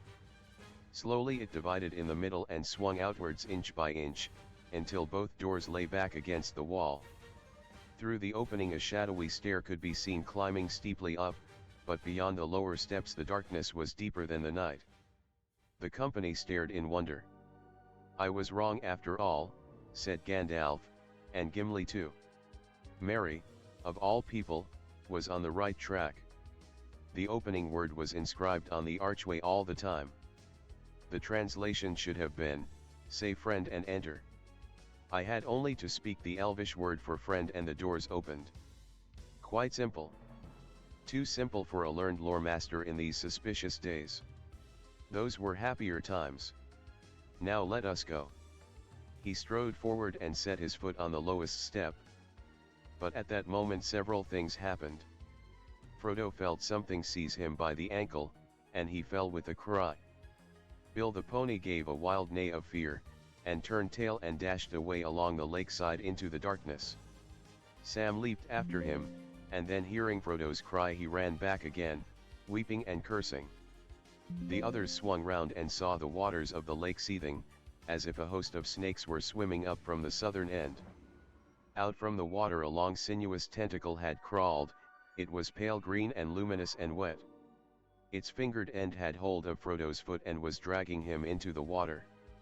Sam on his knees was now slashing at it with a knife. The arm let go of Frodo, and Sam pulled him away, crying out for help. 20 others' arms came rippling out. The dark water boiled, and there was a hideous stench. Into the gateway. Up the stairs. "Quick!" shouted Gandalf, leaping back. Rousing them from the horror that seemed to have rooted all but Sam to the ground where they stood, he drove them forward. They were just in time. Sam and Frodo were only a few steps up, and Gandalf had just begun to climb, when the groping tentacles writhed across the narrow shore and fingered the cliff wall and the doors. One came wriggling over the threshold, glistening in the starlight. Gandalf turned and paused.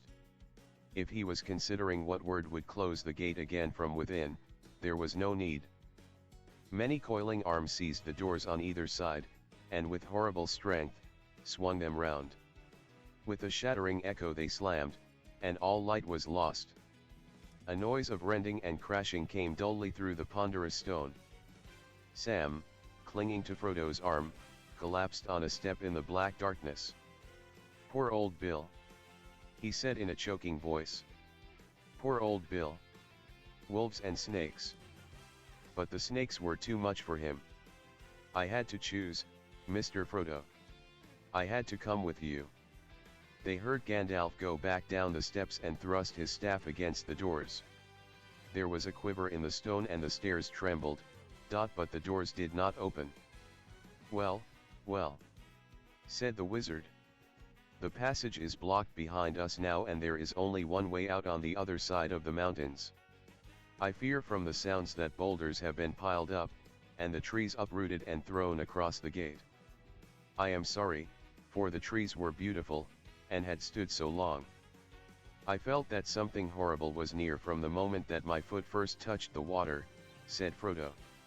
What was the thing, or were there many of them? I do not know, answered Gandalf, but the arms were all guided by one purpose. Something has crept, or has been driven out of dark waters under the mountains. There are older and fouler things than orcs in the deep places of the world.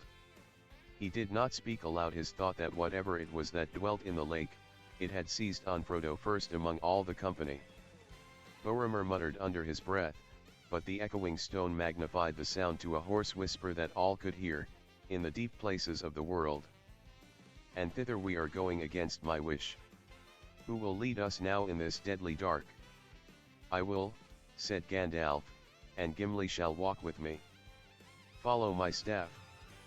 As the wizard passed on ahead up the great steps, he held his staff aloft, and from its tip there came a faint radiance. The wide stairway was sound and undamaged. 200 steps they counted, broad and shallow, and at the top they found an arched passage with a level floor leading on into the dark. Let us sit and rest and have something to eat, here on the landing, since we can't find a dining room, said Frodo.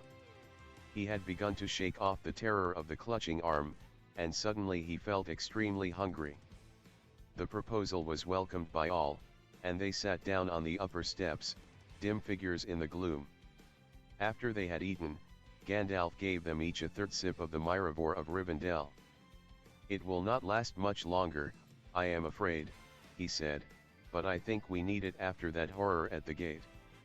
And unless we have great luck, we shall need all that is left before we see the other side.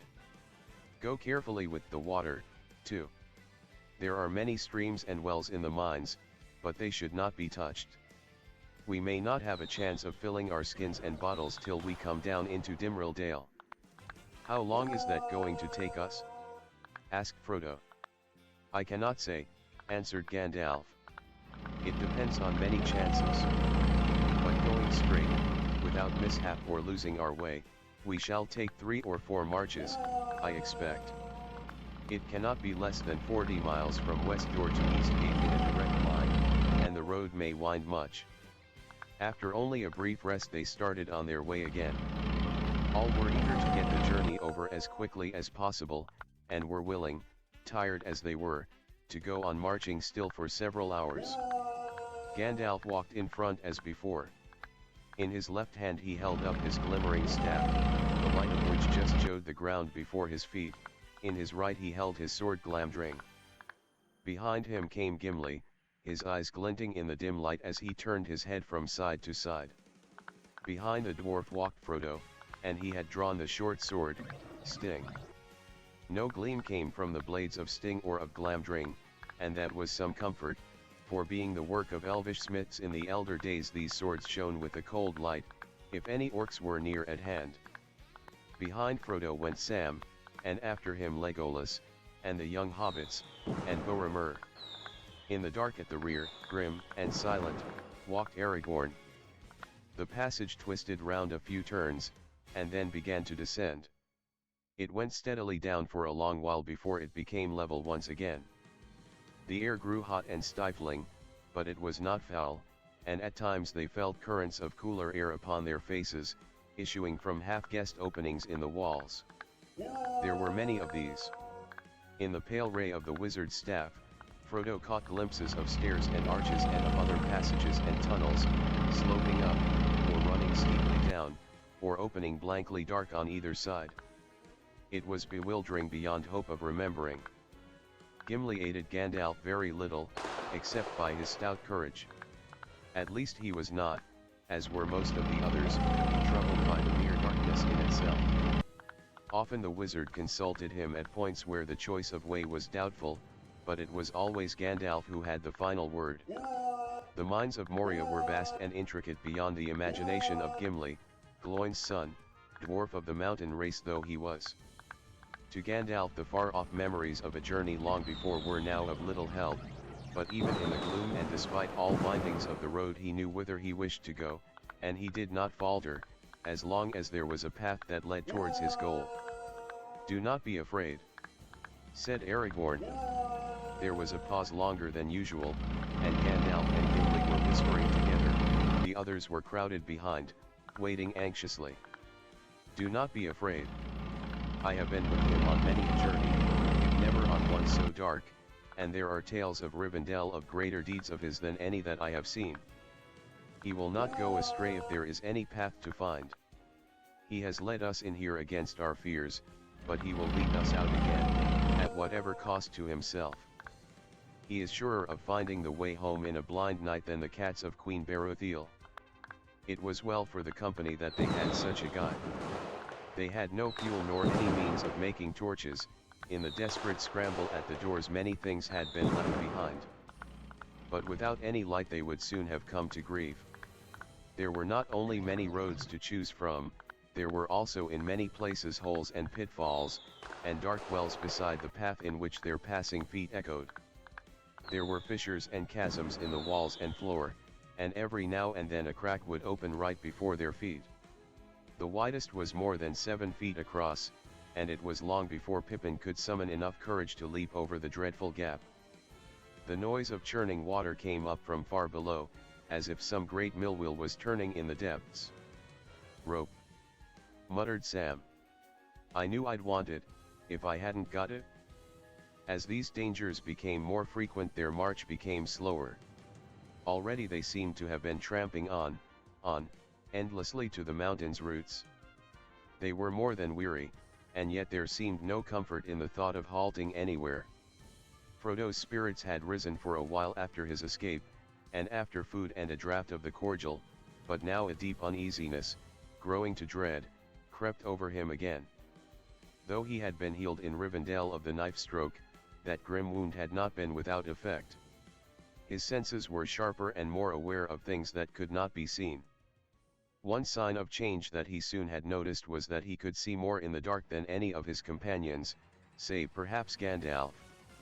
And he was in any case the bearer of the ring. It hung upon its chain against his breast, and at whiles it seemed a heavy weight. He felt the certainty of evil ahead and of evil following, but he said nothing. He gripped tighter on the hilt of his sword and went on doggedly. The company behind him spoke seldom, and then only in hurried whispers. There was no sound but the sound of their own feet, the dull stump of Gimli's dwarf boots, the heavy tread of Boromir, the light step of Legolas, the soft, scarce heard patter of hobbit feet, and in the rear the slow firm footfalls of Aragorn with his long stride. When they halted for a moment they heard nothing at all, unless it were occasionally a faint trickle and drip of unseen water. Yet Frodo began to hear, or to imagine that he heard, something else, like the faint fall of soft bare feet. It was never loud enough, or near enough, for him to feel certain that he heard it, but once it had started it never stopped, while the company was moving. But it was not an echo, for when they halted it pattered on for a little all by itself, and then grew still. It was after nightfall when they had entered the mines. They had been going for several hours with only brief halts, when Gandalf came to his first serious check. Before him stood a wide dark arch opening into 3 passages, all led in the same general direction, eastwards, but the left-hand passage plunged down, while the right-hand climbed up, and the middle way seemed to run on, smooth and level but very narrow. "I have no memory of this place at all," said Gandalf, standing uncertainly under the arch. He held up his staff in the hope of finding some marks or inscription that might help his choice, but nothing of the kind was to be seen. "I am too weary to decide," he said, shaking his head. "And I expect that you are all as weary as I am, or wearier. We had better halt here for what is left of the night. You know what I mean. In here it is ever dark, but outside the late moon is riding westward and the middle night has passed." "Poor old Bill," said Sam. "I wonder where he is. I hope those wolves haven't got him yet." To the left of the great arch they found a stone door. It was half closed, but swung back easily to a gentle thrust. Beyond there seemed to lie a wide chamber cut in the rock. "Steady! Steady!" cried Gandalf as Merry and Pippin pushed forward, glad to find a place where they could rest with at least more feeling of shelter than in the open passage. "Steady! You do not know what is inside yet. I will go first. He went in cautiously, and the others filed behind. There, he said, pointing with his staff to the middle of the floor. Before his feet they saw a large round hole like the mouth of a well. Broken and rusty chains lay at the edge and trailed down into the black pit. Fragments of stone lay near. One of you might have fallen in and still be wondering when you were going to strike the bottom, said Aragorn to Merry. Let the guide go first while you have one. This seems to have been a guard room, made for the watching of the 3 passages, said Gimli. That hole was plainly a well for the guards' use, covered with a stone lid. But the lid is broken, and we must all take care in the dark. Pippin felt curiously attracted by the well.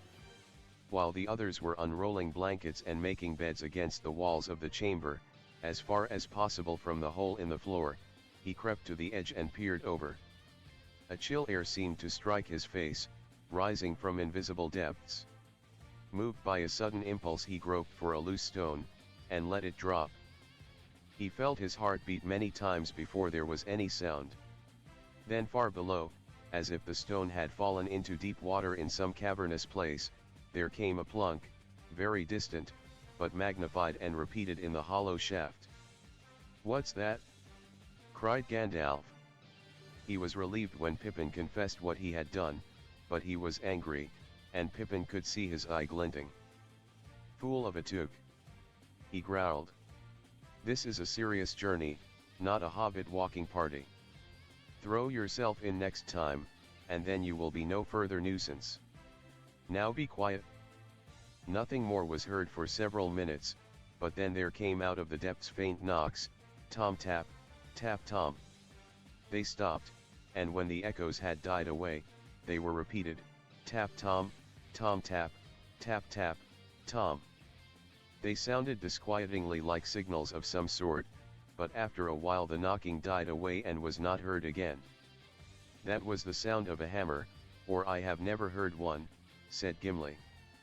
"Yes," said Gandalf, "and I do not like it. It may have nothing to do with Peregrine's foolish stone, but probably something has been disturbed that would have been better left quiet.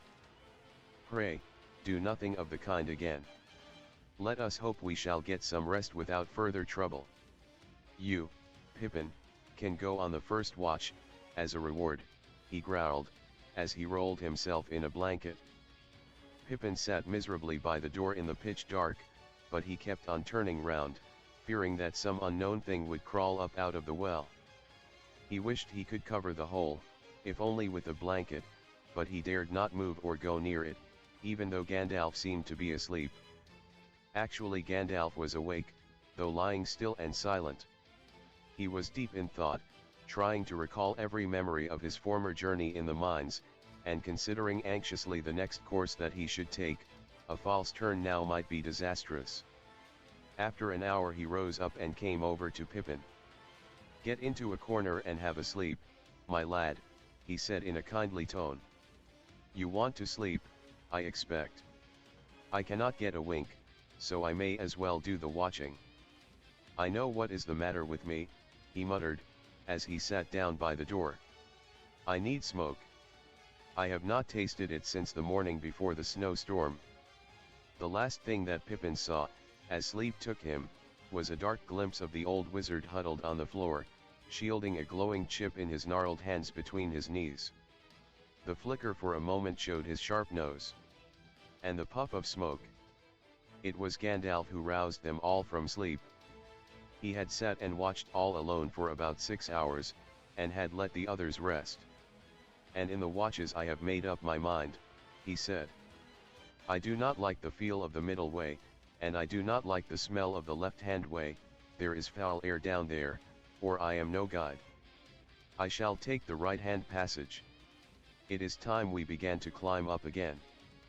For 8 dark hours, not counting 2 brief halts, they marched on, and they met no danger, and heard nothing, and saw nothing but the faint gleam of the wizard's light, bobbing like a will-o'-the-wisp in front of them.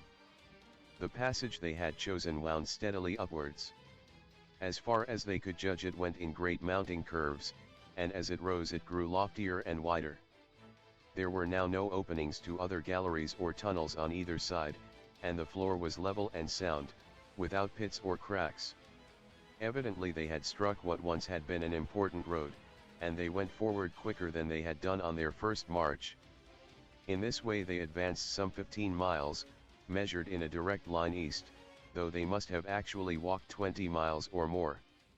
As the road climbed upwards Frodo's spirits rose a little, but he still felt oppressed, and still at times he heard, or thought he heard, away behind the company and beyond the fall and patter of their feet, a following footstep that was not an echo. They had marched as far as the hobbits could endure without a rest, and all were thinking of a place where they could sleep, when suddenly the walls to right and left vanished. They seemed to have passed through some arched doorway into a black and empty space. There was a great draught of warmer air behind them, and before them the darkness was cold on their faces. They halted and crowded anxiously together. Gandalf seemed pleased. "I chose the right way," he said. "At last we are coming to the habitable parts, and I guess that we are not far now from the eastern side. But we are high up, a good deal higher than the Dimril Gate, unless I am mistaken. From the feeling of the air we must be in a wide hall. I will now risk a little real light." He raised his staff, and for a brief instant there was blaze like a flash of lightning. Great shadows sprang up and fled, and for a second they saw a vast roof far above their heads upheld by many mighty pillars hewn of stone. Before them and on either side stretched a huge empty hall, its black walls, polished and smooth as glass, flashed and glittered. 3 other entrances they saw, dark black arches, one straight before them eastwards, and one on either side. Then the light went out. "That is all that I shall venture on for the present," said Gandalf. "There used to be great windows on the mountainside, and shafts leading out to the light in the upper reaches of the mines. I think we have reached them now, but it is night outside again, and we cannot tell until morning. If I am right, tomorrow we may actually see the morning peeping in. But in the meanwhile we had better go no further. Let us rest, if we can. Things have gone well so far, and the greater part of the dark road is over. But we are not through yet, and it is a long way down to the gates that open on the world." The company spent that night in the great cavernous hall, huddled close together in a corner to escape the draught. There seemed to be a steady inflow of chill air through the eastern archway. All about them as they lay hung the darkness, hollow and immense, and they were oppressed by the loneliness and vastness of the Dalvin halls and endlessly branching stairs and passages. The wildest imaginings that dark rumor had ever suggested to the hobbits fell altogether short of the actual dread and wonder of Moria. "There must have been a mighty crowd of dwarves here at one time," said Sam, "and every one of them busier than badgers for 500 years to make all this, and most in hard rock too. What did they do it all for? They didn't live in these darksome holes surely?" "These are not holes," said Gimli. "This is the great realm and city of the Dworodelf. And of old it was not darksome, but full of light and splendor, as is still remembered in our songs." He rose and standing in the dark he began to chant in a deep voice, while the echoes ran away into the roof. The world was young, the mountains green. No stain yet on the moon was seen. No words were laid on stream or stone. When Durin woke and walked alone, he named the nameless hills and dells. He drank from yet untasted wells. He stooped and looked in mirror, and saw a crown of stars appear, as gems upon a silver thread, above the shadow of his head. The world was fair, the mountains tall. In elder days before the fall of mighty kings in Nargothrond and Gondolin, who now beyond the western seas have passed away. The world was fair in Durin's day. A king he was on carven throne, in many pillared halls of stone, with golden roof and silver floor, and runes of power upon the door. The light of sun and star and moon, in shining lamps of crystal hewn, undimmed by cloud or shade of night, there shone forever fair and bright. Their hammer on the anvil smote. Their chisel clove, and graver wrote. Their forged was blade, and bound was hilt. The delver mined, the mason built. Their beryl, pearl, and opal pale. And metal wrought like fish's mail. Buckler and corslet, axe, and sword. And shining spears were laid in hoard. Unwearied then were Durin's folk. Beneath the mountains music woke. The harpers harped, the minstrels sang. And at the gates the trumpets rang. The world is grey, the mountains old. The forge's fire is ashen cold. No harp is rung, no hammer falls. The darkness dwells in Durin's halls. The shadow lies upon his tomb. In Moria, in Hazad-dûm. But still the sunken stars appear.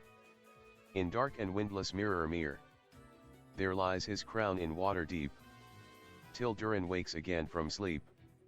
I like that, said Sam. I should like to learn it. In Moria, in Hazad-dûm. But it makes the darkness seem heavier, thinking of all those lamps. Are there piles of jewels and gold lying about here still? Gimli was silent. Having sung his song he would say no more. Piles of jewels, said Gandalf. No. The orcs have often plundered Moria, there is nothing left in the upper halls.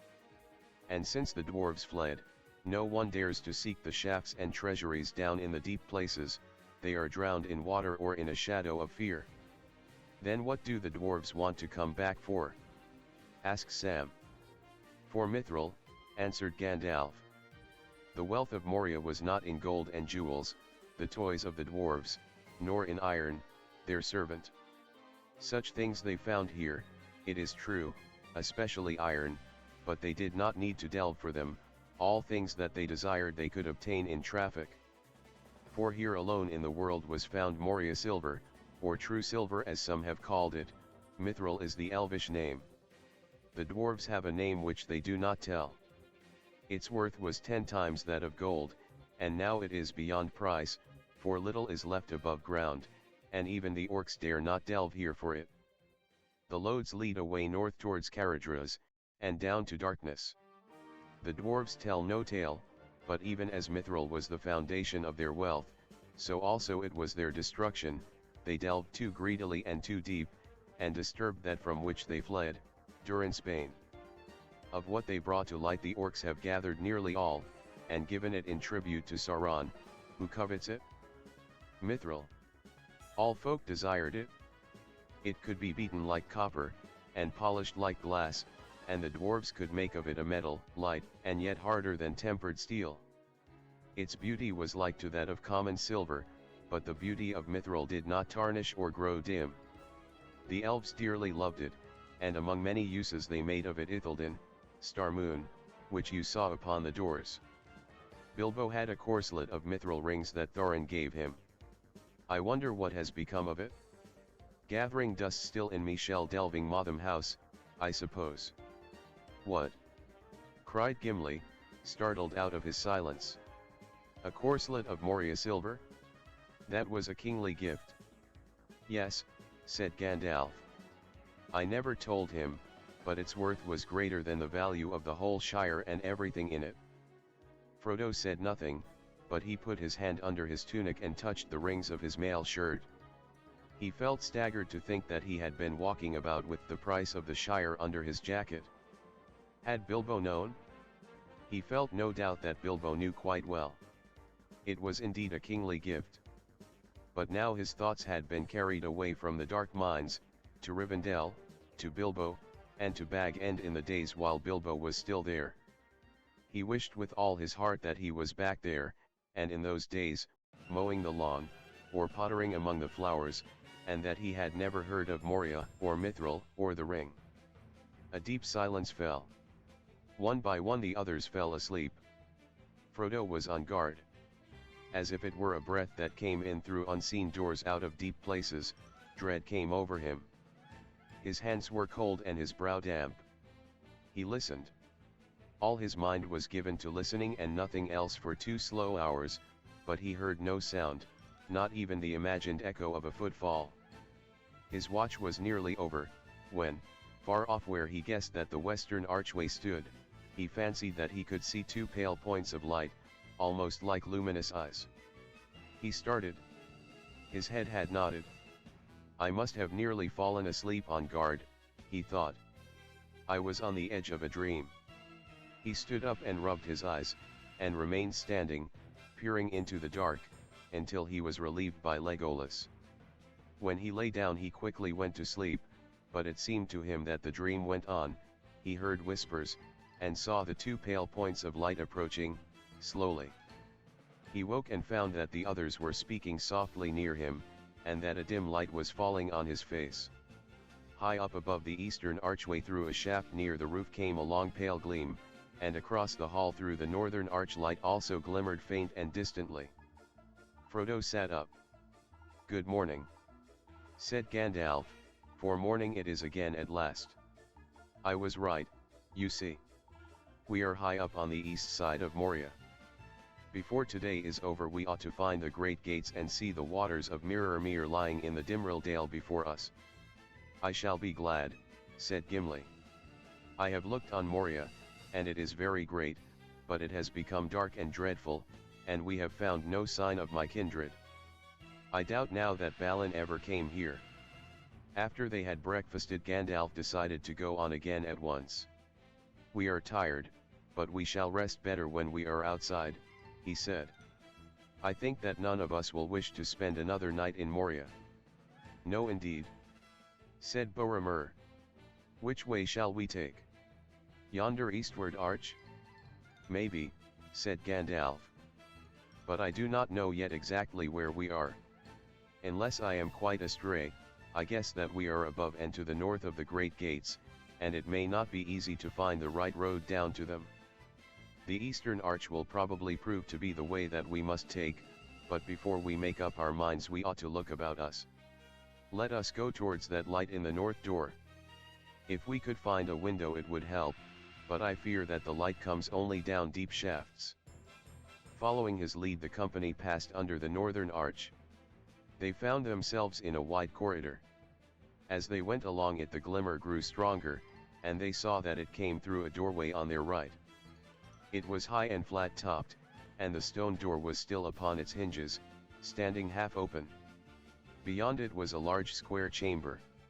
It was dimly lit, but to their eyes, after so long a time in the dark, it seemed dazzlingly bright, and they blinked as they entered. Their feet disturbed a deep dust upon the floor, and stumbled among things lying in the doorway whose shapes they could not at first make out. The chamber was lit by a wide shaft high in the further eastern wall. It slanted upwards and, far above, a small square patch of blue sky could be seen. The light of the shaft fell directly on a table in the middle of the room, a single oblong block, about 2 feet high, upon which was laid a great slab of white stone. "It looks like a tomb," muttered Frodo, and bent forwards with a curious sense of foreboding, to look more closely at it. Gandalf came quickly to his side. On the slab runes were deeply graven. "These are Durin's runes, such as were used of old in Moria," said Gandalf. "Here is written in the tongues of men and dwarves. Balin son of Fundin, Lord of Moria." "He is dead then," said Frodo. "I feared it was so." Gimli cast his hood over his face. Chapter 5. The Bridge of Hazad-dûm. The company of the Ring stood silent beside the tomb of Balin. Frodo thought of Bilbo and his long friendship with the dwarf, and of Balin's visit to the Shire long ago.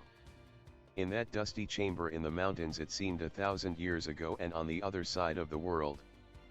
At length they stirred and looked up, and began to search for anything that would give them tidings of Balin's fate, or show what had become of his folk.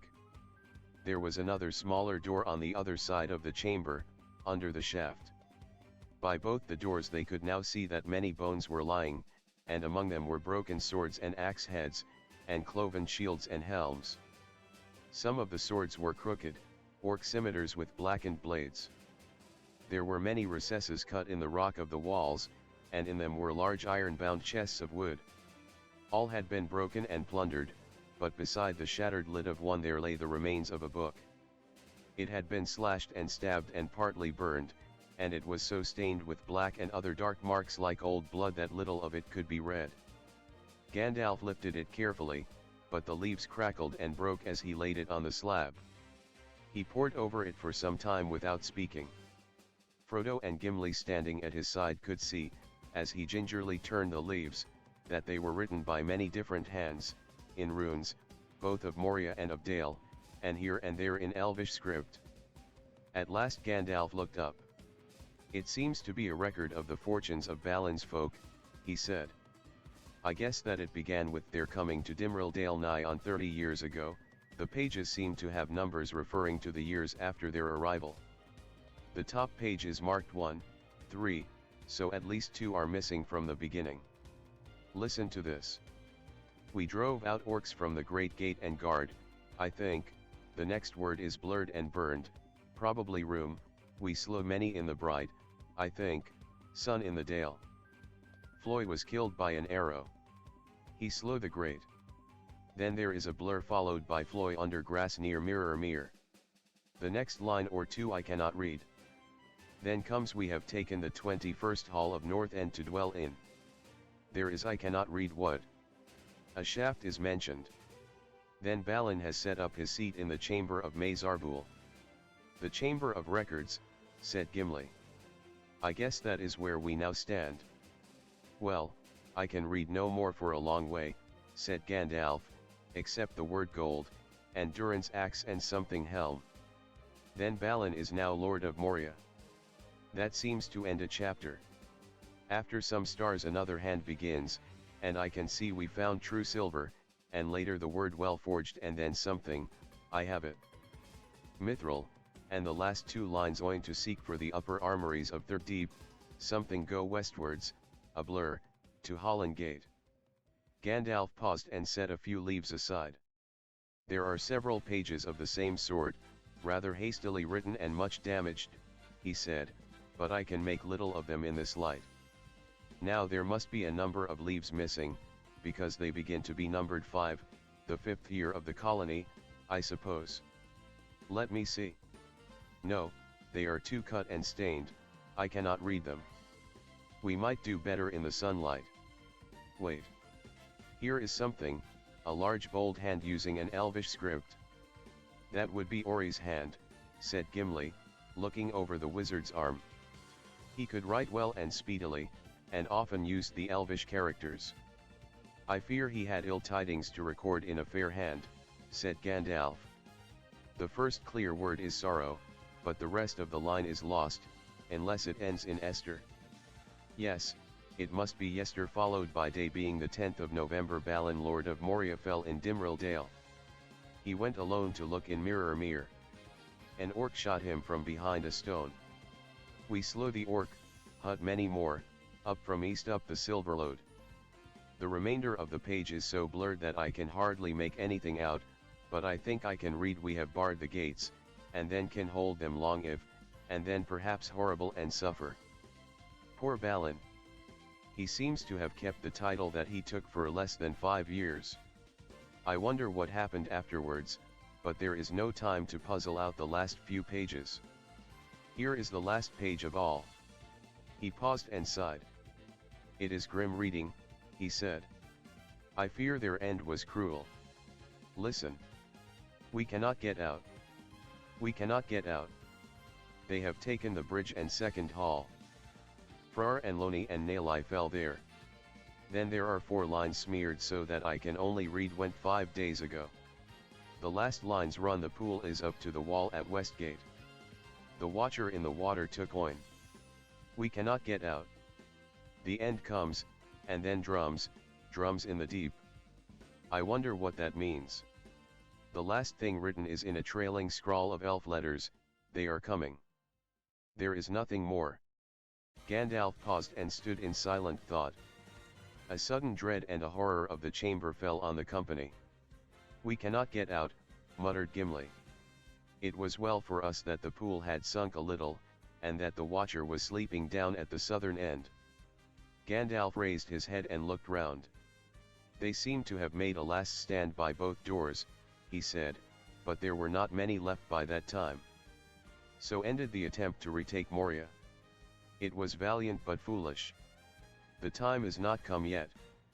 Now, I fear, we must say farewell to Balin son of Fundin.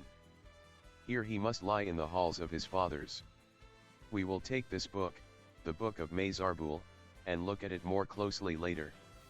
You had better keep it, Gimli, and take it back to Dane, if you get a chance. It will interest him, though it will grieve him deeply. Come, let us go. The morning is passing. Which way shall we go? Asked Boromir. Back to the hall, answered Gandalf. But our visit to this room has not been in vain. I now know where we are.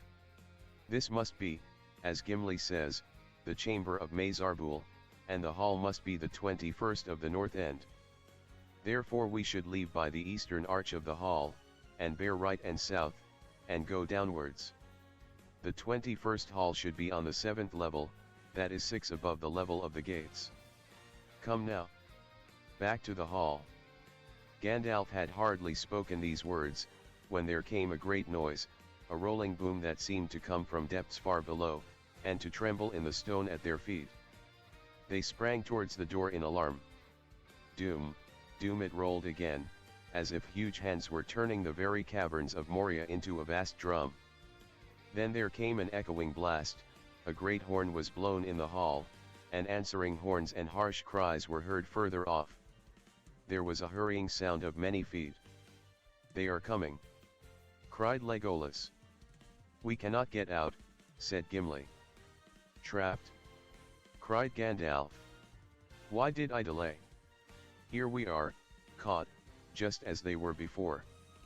But I was not here then. We will see what. Doom, doom came the drum beat and the walls shook. Slam the doors and wedge them, shouted Aragorn. And keep your packs on as long as you can, we may get a chance to cut our way out yet. No, said Gandalf. We must not get shut in. Keep the east door ajar. We will go that way, if we get a chance. Another harsh horn call and shrill cries rang out. Feet were coming down the corridor. There was a ring and clatter as the company drew their swords. Glamdring shone with a pale light, and Sting glinted at the edges. Boromir set his shoulder against the western door. Wait a moment. Do not close it yet, said Gandalf. He sprang forward to Boromir's side and drew himself up to his full height. Who comes hither to disturb the rest of Balin, Lord of Moria?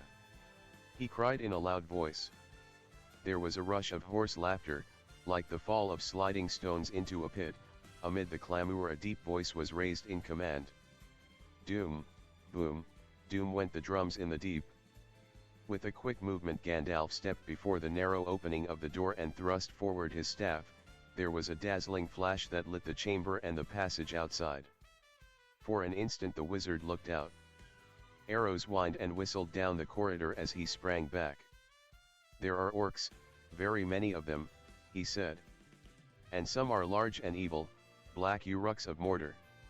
For the moment they are hanging back, but there is something else there. A great cave troll, I think, or more than one. There is no hope of escape that way. And no hope at all, if they come at the other door as well, said Boromir. There is no sound outside here yet, said Aragorn, who was standing by the eastern door listening. The passage on this side plunges straight down a stair, it plainly does not lead back towards the hall. But it is no good flying blindly this way with the pursuit just behind. We cannot block the door. Its key is gone and the lock is broken, and it opens inwards. We must do something to delay the enemy first. We will make them fear the chamber of Mazarbul, he said grimly, feeling the edge of his sword, and Durrell. Heavy feet were heard in the corridor. Boromir flung himself against the door and heaved it to, then he wedged it with broken sword blades and splinters of wood.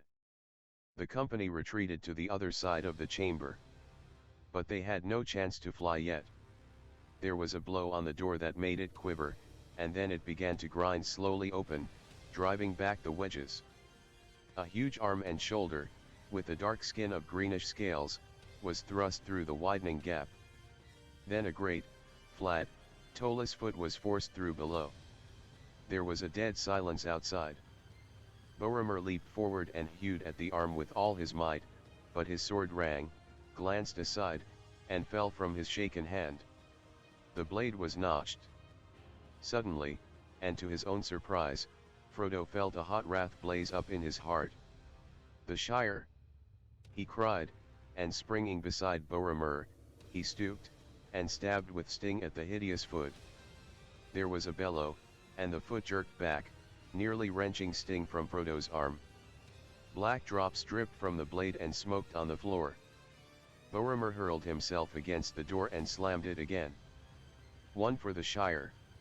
cried Aragorn. "The Hobbit's bite is deep. You have a good blade, Frodo, son of Drogo." There was a crash on the door, followed by crash after crash.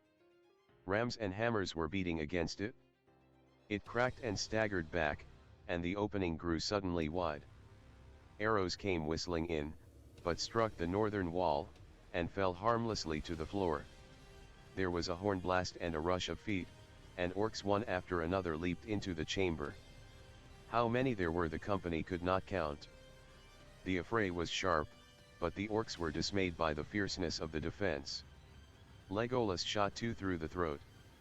Gimli hewed the legs from under another that had sprung up on Balin's tomb. Boromir and Aragorn slew many. When 13 had fallen, the rest fled shrieking, leaving the defenders unharmed, except for Sam, who had a scratch along the scalp. A quick duck had saved him, and he had felled his orc, a sturdy thrust with his barrow blade. A fire was smoldering in his brown eyes that would have made Ted Sandyman step backwards, if he had seen it.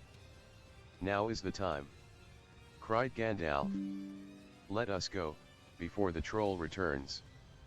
But even as they retreated, and before Pippin and Merry had reached the stair outside, a huge orc chieftain, almost man-high, clad in black mail from head to foot, leaped into the chamber.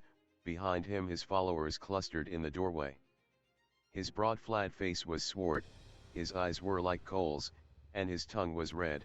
He wielded a great spear. With a thrust of his huge hide shield he turned Boromir's sword and bore him backwards, throwing him to the ground. Diving under Aragorn's blow with the speed of a striking snake, he charged into the company and thrust with his spear straight at Frodo. The blow caught him on the right side, and Frodo was hurled against the wall and pinned.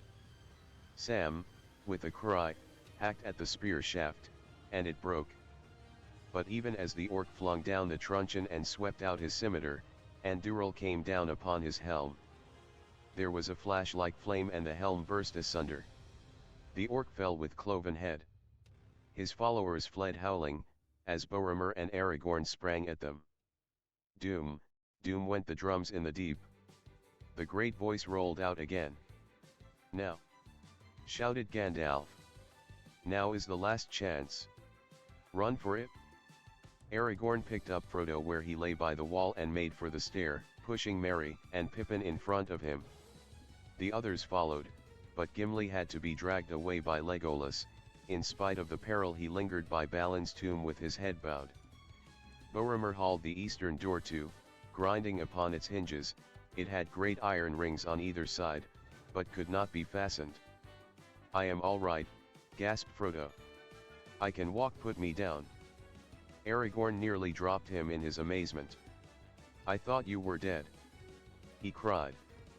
"Not yet," said Gandalf. "But there is time for wonder. Off you go, all of you, down the stairs. Wait a few minutes for me at the bottom, but if I do not come soon, go on. Go quickly and choose paths leading right and downwards. We cannot leave you to hold the door alone," said Aragorn. "Do as I say," said Gandalf fiercely. "Swords are no more use here. Go."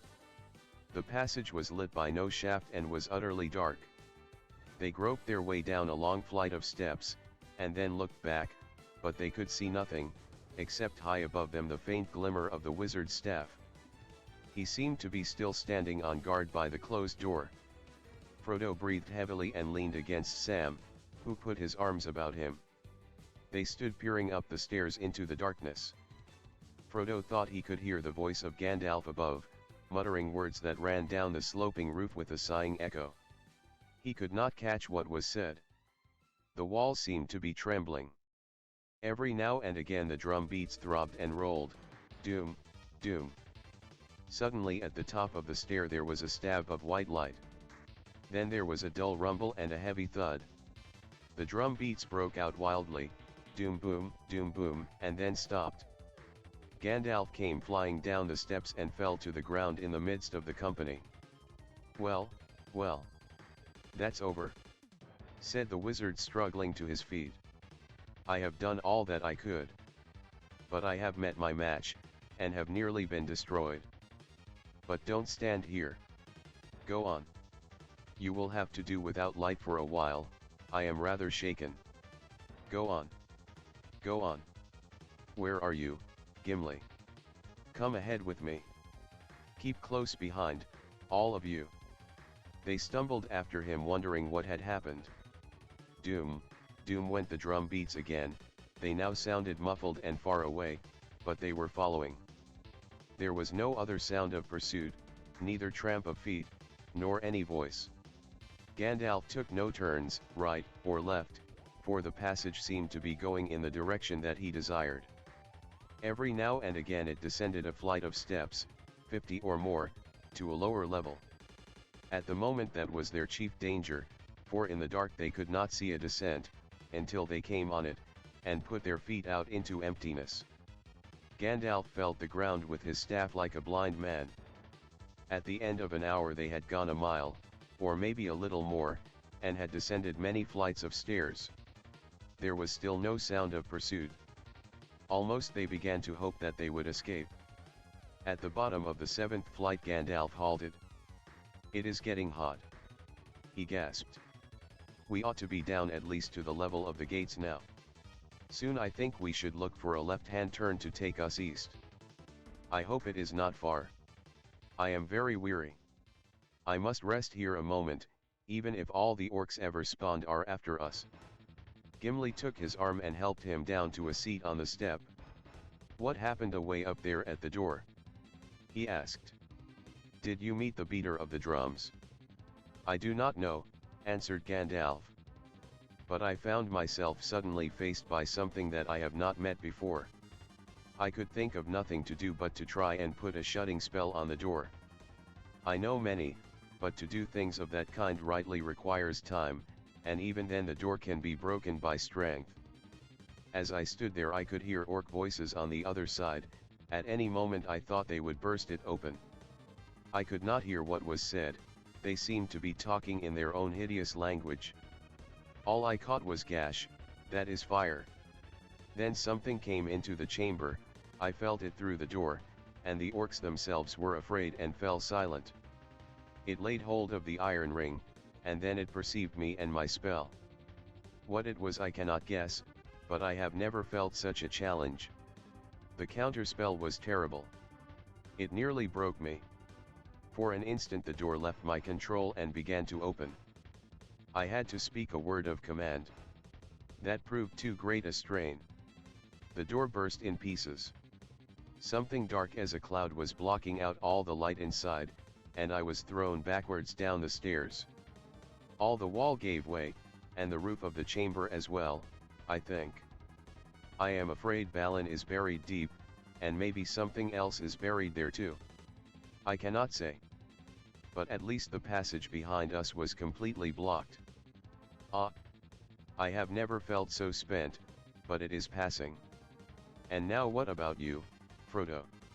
There was not time to say so, but I have never been more delighted in my life than when you spoke. I feared that it was a brave but dead hobbit that Aragorn was carrying. What about me? Said Frodo.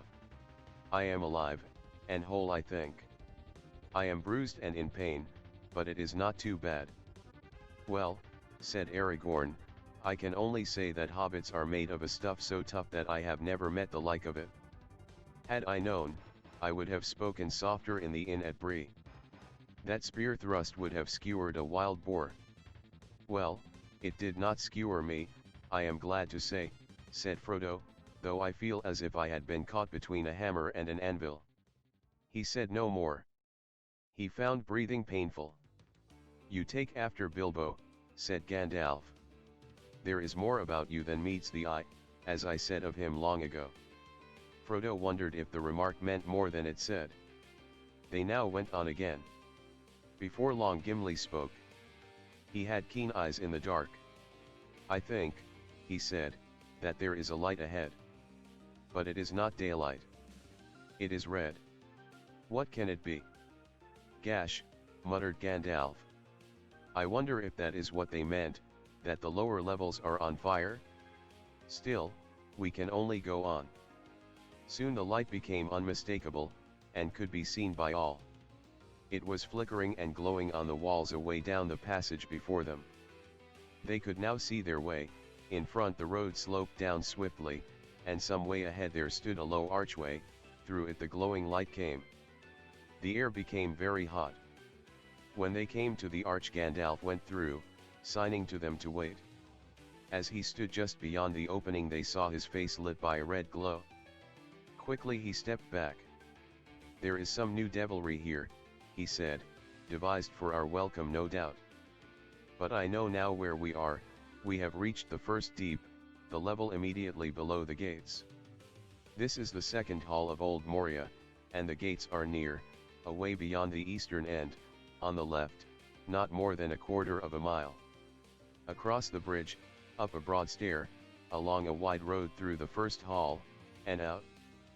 But come and look." They peered out. Before them was another cavernous hall. It was loftier and far longer than the one in which they had slept. They were near its eastern end. Westward it ran away into darkness. Down the center stalked a double line of towering pillars. They were carved like boles of mighty trees whose boughs upheld the roof with a branching tracery of stone. Their stems were smooth and black, but a red glow was darkly mirrored in their sides. Right across the floor, close to the feet of two huge pillars, a great fissure had opened. Out of it a fierce red light came, and now and again flames licked at the brink and curled about the bases of the columns. Wisps of dark smoke wavered in the hot air. "If we had come by the main road down from the upper halls, we should have been trapped here," said Gandalf. "Let us hope that the fire now lies between us and pursuit. Come. There is no time to lose." Even as he spoke they heard again the pursuing drum beat, doom, doom, doom.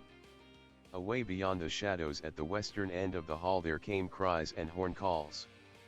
Doom, doom, the pillars seemed to tremble and the flames to quiver. "Now for the last race," said Gandalf. "If the sun is shining outside we may still escape. After me." He turned left and sped across the smooth floor of the hall. The distance was greater than it had looked. As they ran they heard the beat and echo of many hurrying feet behind. A shrill yell went up. They had been seen. There was a ring and clash of steel. An arrow whistled over Frodo's head. Boromir laughed.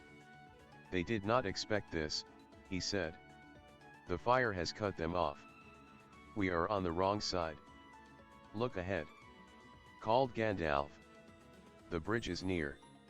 It is dangerous and narrow." Suddenly Frodo saw before him a black chasm. At the end of the hall the floor vanished and fell to an unknown depth.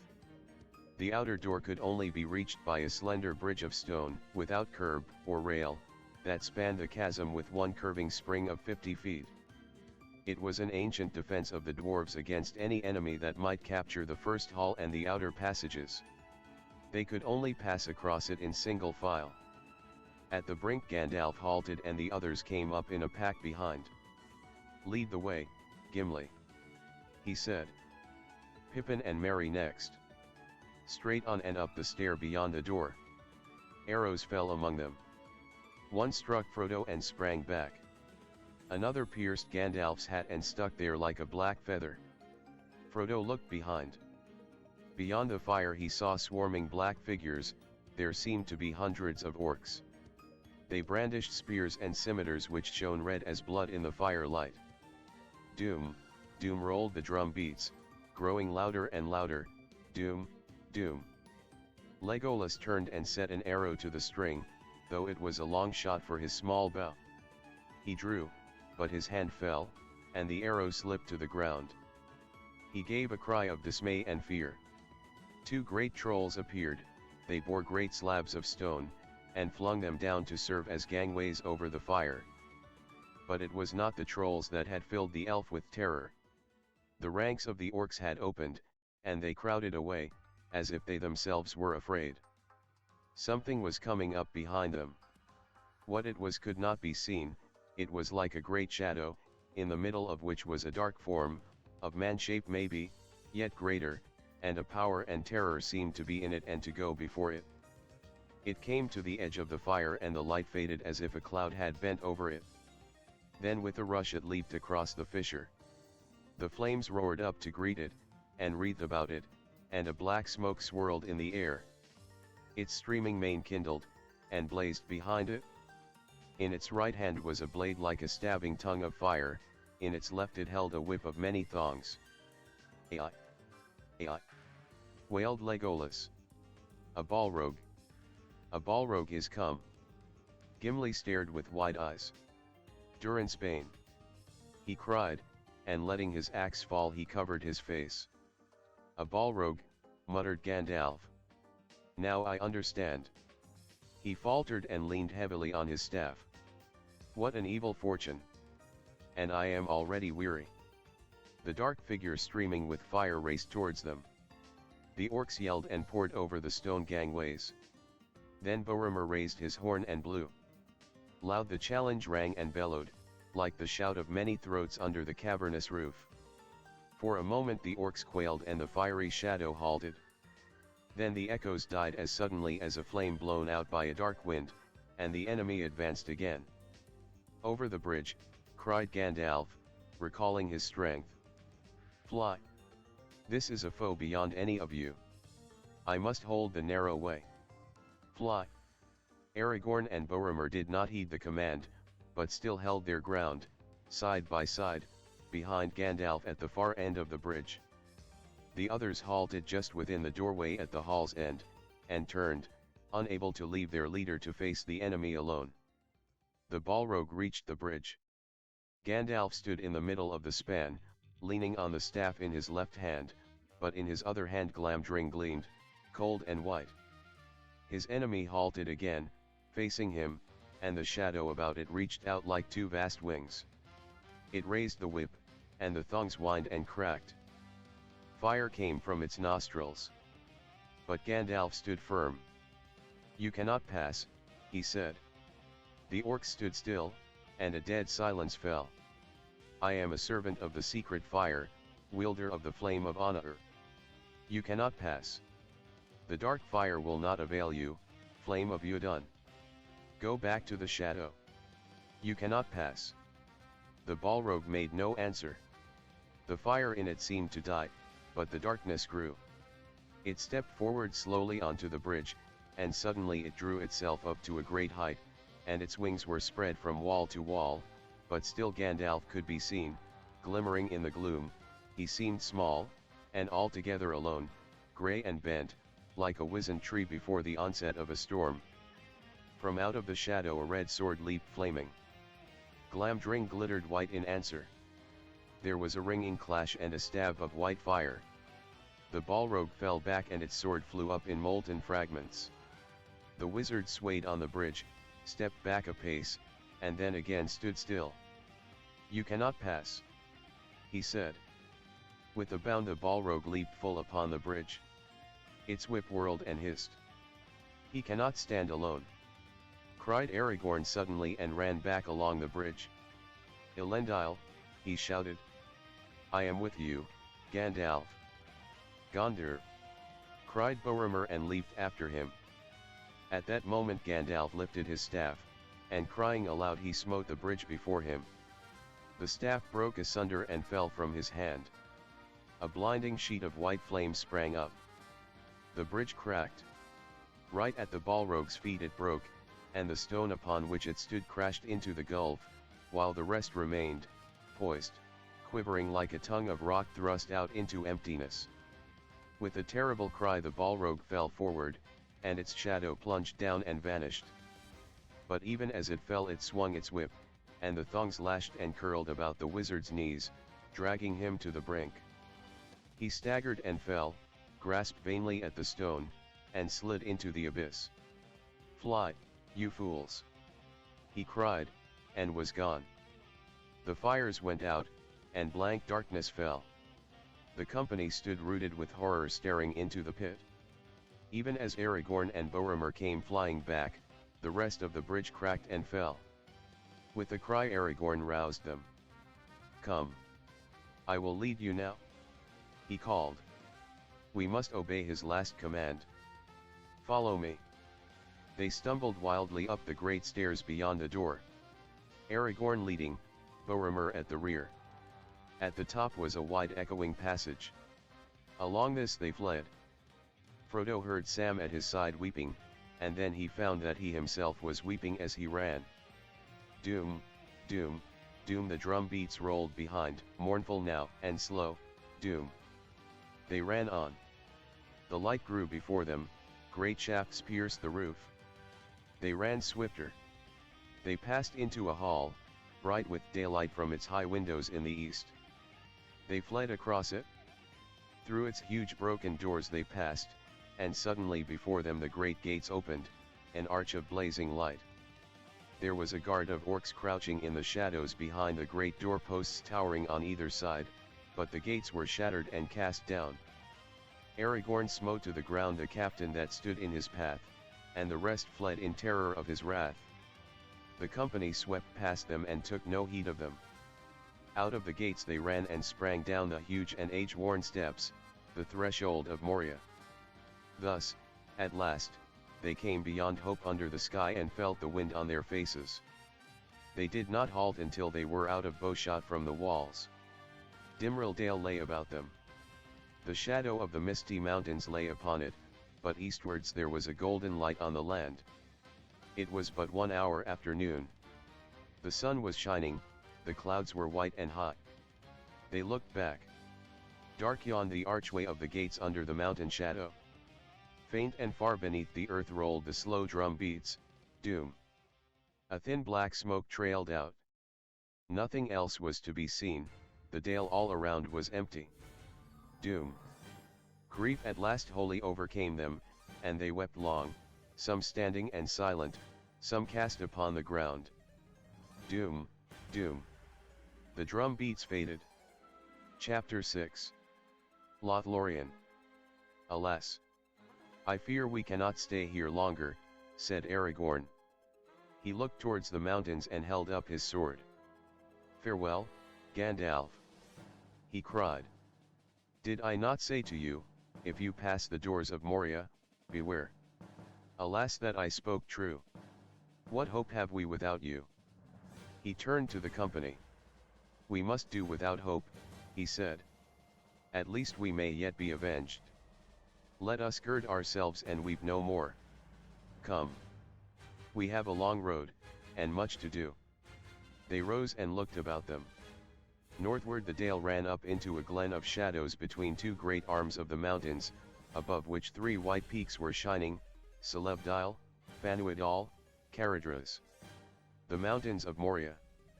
At the head of the glen a torrent flowed like a white lace over an endless ladder of short falls, and a mist of foam hung in the air about the mountain's feet. Yonder is the Dimrill Stair, said Aragorn, pointing to the falls. Down the deep cloven way that climbs beside the torrent we should have come, if fortune had been kinder. Or Caradhras less cruel, said Gimli. There he stands smiling in the sun. He shook his fist at the furthest of the snow-capped peaks and turned away. To the east the outflung arm of the mountains marched to a sudden end, and far lands could be descried beyond them, wide and vague. To the south the misty mountains receded endlessly as far as sight could reach. Less than a mile away, and a little below them, for they still stood high up on the west side of the dale, there lay Ymir. It was long and oval, shaped like a great spearhead thrust deep into the northern glen, but its southern end was beyond the shadows under the sunlit sky. Yet its waters were dark, a deep blue like clear evening sky seen from a lamp-lit room. Its face was still and unruffled. About it lay a smooth sward, shelving down on all sides to its bare unbroken rim. There lies the Mirror, deep Kelezarum, said Gimli sadly. I remember that he said, may you have joy of the sight? But we cannot linger there. Now long shall I journey ere I have joy again. It is I that must hasten away, and he that must remain. The company now went down the road from the gates. It was rough and broken, fading to a winding track between heather and wind that thrust amid the cracking stones. But still it could be seen that once long ago a great paved way had wound upwards from the lowlands of the dwarf kingdom. In places there were ruined works of stone beside the path, and mounds of green topped with slender birches, or fir trees sighing in the wind. An eastward bend led them hard by the sward of Mirror, and there not far from the roadside stood a single column broken at the top. That is Durin's stone, cried Gimli. I cannot pass without turning aside for a moment to look at the wonder of the dale. Be swift then, said Aragorn, looking back towards the gates. The sun sinks early. The orcs will not, maybe, come out till after dusk, but we must be far away before nightfall. The moon is almost spent, and it will be dark tonight. Come with me, Frodo, cried the dwarf, springing from the road. I would not have you go without seeing Kelezarum. He ran down the long green slope. Frodo followed slowly, drawn by the still blue water in spite of hurt and weariness. Sam came up behind. Beside the standing stone Gimli halted and looked up. It was cracked and weather-worn, and the faint runes upon its side could not be read. This pillar marks the spot where Durin first looked in the Mirror, said the dwarf. Let us look ourselves once, ere we go. They stooped over the dark water. At first they could see nothing. Then slowly they saw the forms of the encircling mountains mirrored in a profound blue, and the peaks were like plumes of white flame above them. Beyond there was a space of sky. There like jewels sunk in the deep shone glinting stars, though sunlight was in the sky above. Of their own stooping forms no shadow could be seen. O Kelezarum fair and wonderful, said Gimli. There lies the crown of Durin till he wakes. Farewell. He bowed, and turned away, and hastened back up the green sward to the road again. What did you see? Said Pippin to Sam, but Sam was too deep in thought to answer. The road now turned south and went quickly downwards, running out from between the arms of the dale. Some way below the mere they came on a deep well of water, clear as crystal, from which a freshet fell over a stone lip and ran glistening and gurgling down a steep rocky channel. Here is the spring from which the Silverlode rises, said Gimli. Do not drink of it. It is icy cold. Soon it becomes a swift river, and it gathers water from many other mountain streams, said Aragorn. Our road leads beside it for many miles. For I shall take you by the road that Gandalf chose, and first I hope to come to the woods where the Silverlode flows into the great river out yonder. They looked as he pointed, and before them they could see the stream leaping down to the trough of the valley, and then running on and away into the lower lands, until it was lost in a golden haze. There lie the woods of Lothlorien, said Legolas. That is the fairest of all the dwellings of my people. There are no trees like the trees of that land. For in the autumn their leaves fall not, but turn to gold. Not till the spring comes and the new green opens do they fall, and then the boughs are laden with yellow flowers, and the floor of the wood is golden, and golden is the roof, and its pillars are of silver, for the bark of the trees is smooth and grey. So still our songs in Mirkwood say. My heart would be glad if I were beneath the eaves of that wood, and it were springtime. My heart will be glad, even in the winter, said Aragorn. But it lies many miles away. Let us hasten. For some time Frodo and Sam managed to keep up with the others, but Aragorn was leading them at a great pace, and after a while they lagged behind. They had eaten nothing since the early morning. Sam's cut was burning like fire, and his head felt light. In spite of the shining sun, the wind seemed chill after the warm darkness of Moria. He shivered. Frodo felt every step more painful and he gasped for breath. At last Legolas turned, and seeing them now far behind, he spoke to Aragorn. The others halted, and Aragorn ran back, calling to Boromir to come with him. "I am sorry, Frodo," he cried, full of concern. "So much has happened this day and we have such need of haste, that I have forgotten that you were hurt, and Sam too. You should have spoken. We have done nothing to ease you, as we ought, though all the orcs of Moria were after us. Come now. A little further on there is a place where we can rest for a little. There I will do what I can for you. Come, Boromir. We will carry them." Soon afterwards they came upon another stream that ran down from the west, and joined its bubbling water with the hurrying Silverlode. Together they plunged over a fall of green-hued stone, and foamed down into a dell. About it stood fir trees, short and bent, and its sides were steep and clothed with hart's tongue and shrubs of whortleberry. At the bottom there was a level space through which the stream flowed noisily over shining pebbles. Here they rested. It was now nearly 3 hours after noon, and they had come only a few miles from the gates. Already the sun was westering.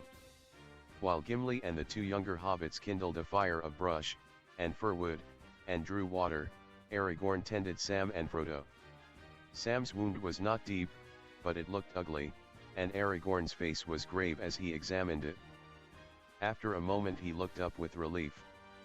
"Good luck, Sam," he said. "Many have received worse than this in payment for the slaying of their first orc. The cut is not poisoned, as the wounds of orc blades too often are. It should heal well when I have tended it. Bathe it when Gimli has heated water." He opened his pouch and drew out some withered leaves. "They are dry and some of their virtue has won," he said, "but here I have still some of the leaves of Atlas that I gathered near Weathertop. Crush one in the water, and wash the wound clean, and I will bind it. Now it is your turn, Frodo." "I am all right," said Frodo, reluctant to have his garments touched. "All I needed was some food and a little rest." "No," said Aragorn. "We must have a look and see what the hammer and the anvil have done to you. I still marvel that you are alive at all." Gently he stripped off Frodo's old jacket and worn tunic, and gave a gasp of wonder. Then he laughed. The silver corselet shimmered before his eyes like the light upon a rippling sea. Carefully he took it off and held it up, and the gems on it glittered like stars. And the sound of the shaken rings was like the tinkle of rain in a pool. "Look, my friends," he called. "Here's a pretty hobbit skin to wrap an elven princeling in. If it were known that hobbits had such hides, all the hunters of Middle-earth would be riding to the Shire. And all the arrows of all the hunters in the world would be in vain," said Gimli, gazing at the mail in wonder. "It is a mithril coat." "Mithril? I have never seen or heard tell of one so fair. Is this the coat that Gandalf spoke of? Then he undervalued it. But it was well given. I have often wondered what you and Bilbo were doing, so close in his little room," said Merry. "Bless the old hobbit. I love him more than ever. I hope we get a chance of telling him about it." There was a dark and blackened bruise on Frodo's right side and breast. Under the mail there was a shirt of soft leather, but at one point the rings had been driven through it into the flesh. Frodo's left side also was scored and bruised where he had been hurled against the wall. While the others set the food ready, Aragorn bathed the hurts with water in which Atlas was steeped. The pungent fragrance filled the dell, and all those who stooped over the steaming water felt refreshed and strengthened. Soon Frodo felt the pain leave him, and his breath grew easy, though he was stiff and sore to the touch for many days. Aragorn bound some soft pads of cloth at his side. "The mail is marvelously light," he said. "Put it on again, if you can bear it. My heart is glad to know that you have such a coat. Do not lay it aside, even in sleep, unless fortune brings you where you are safe for a while,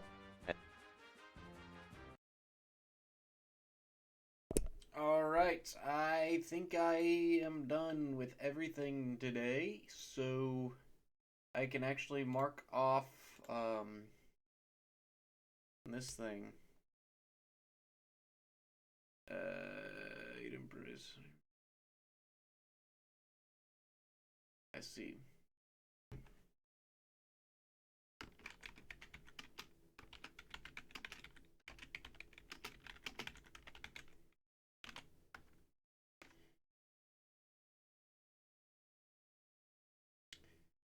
There we go. Alright. So that's all. Goodbye.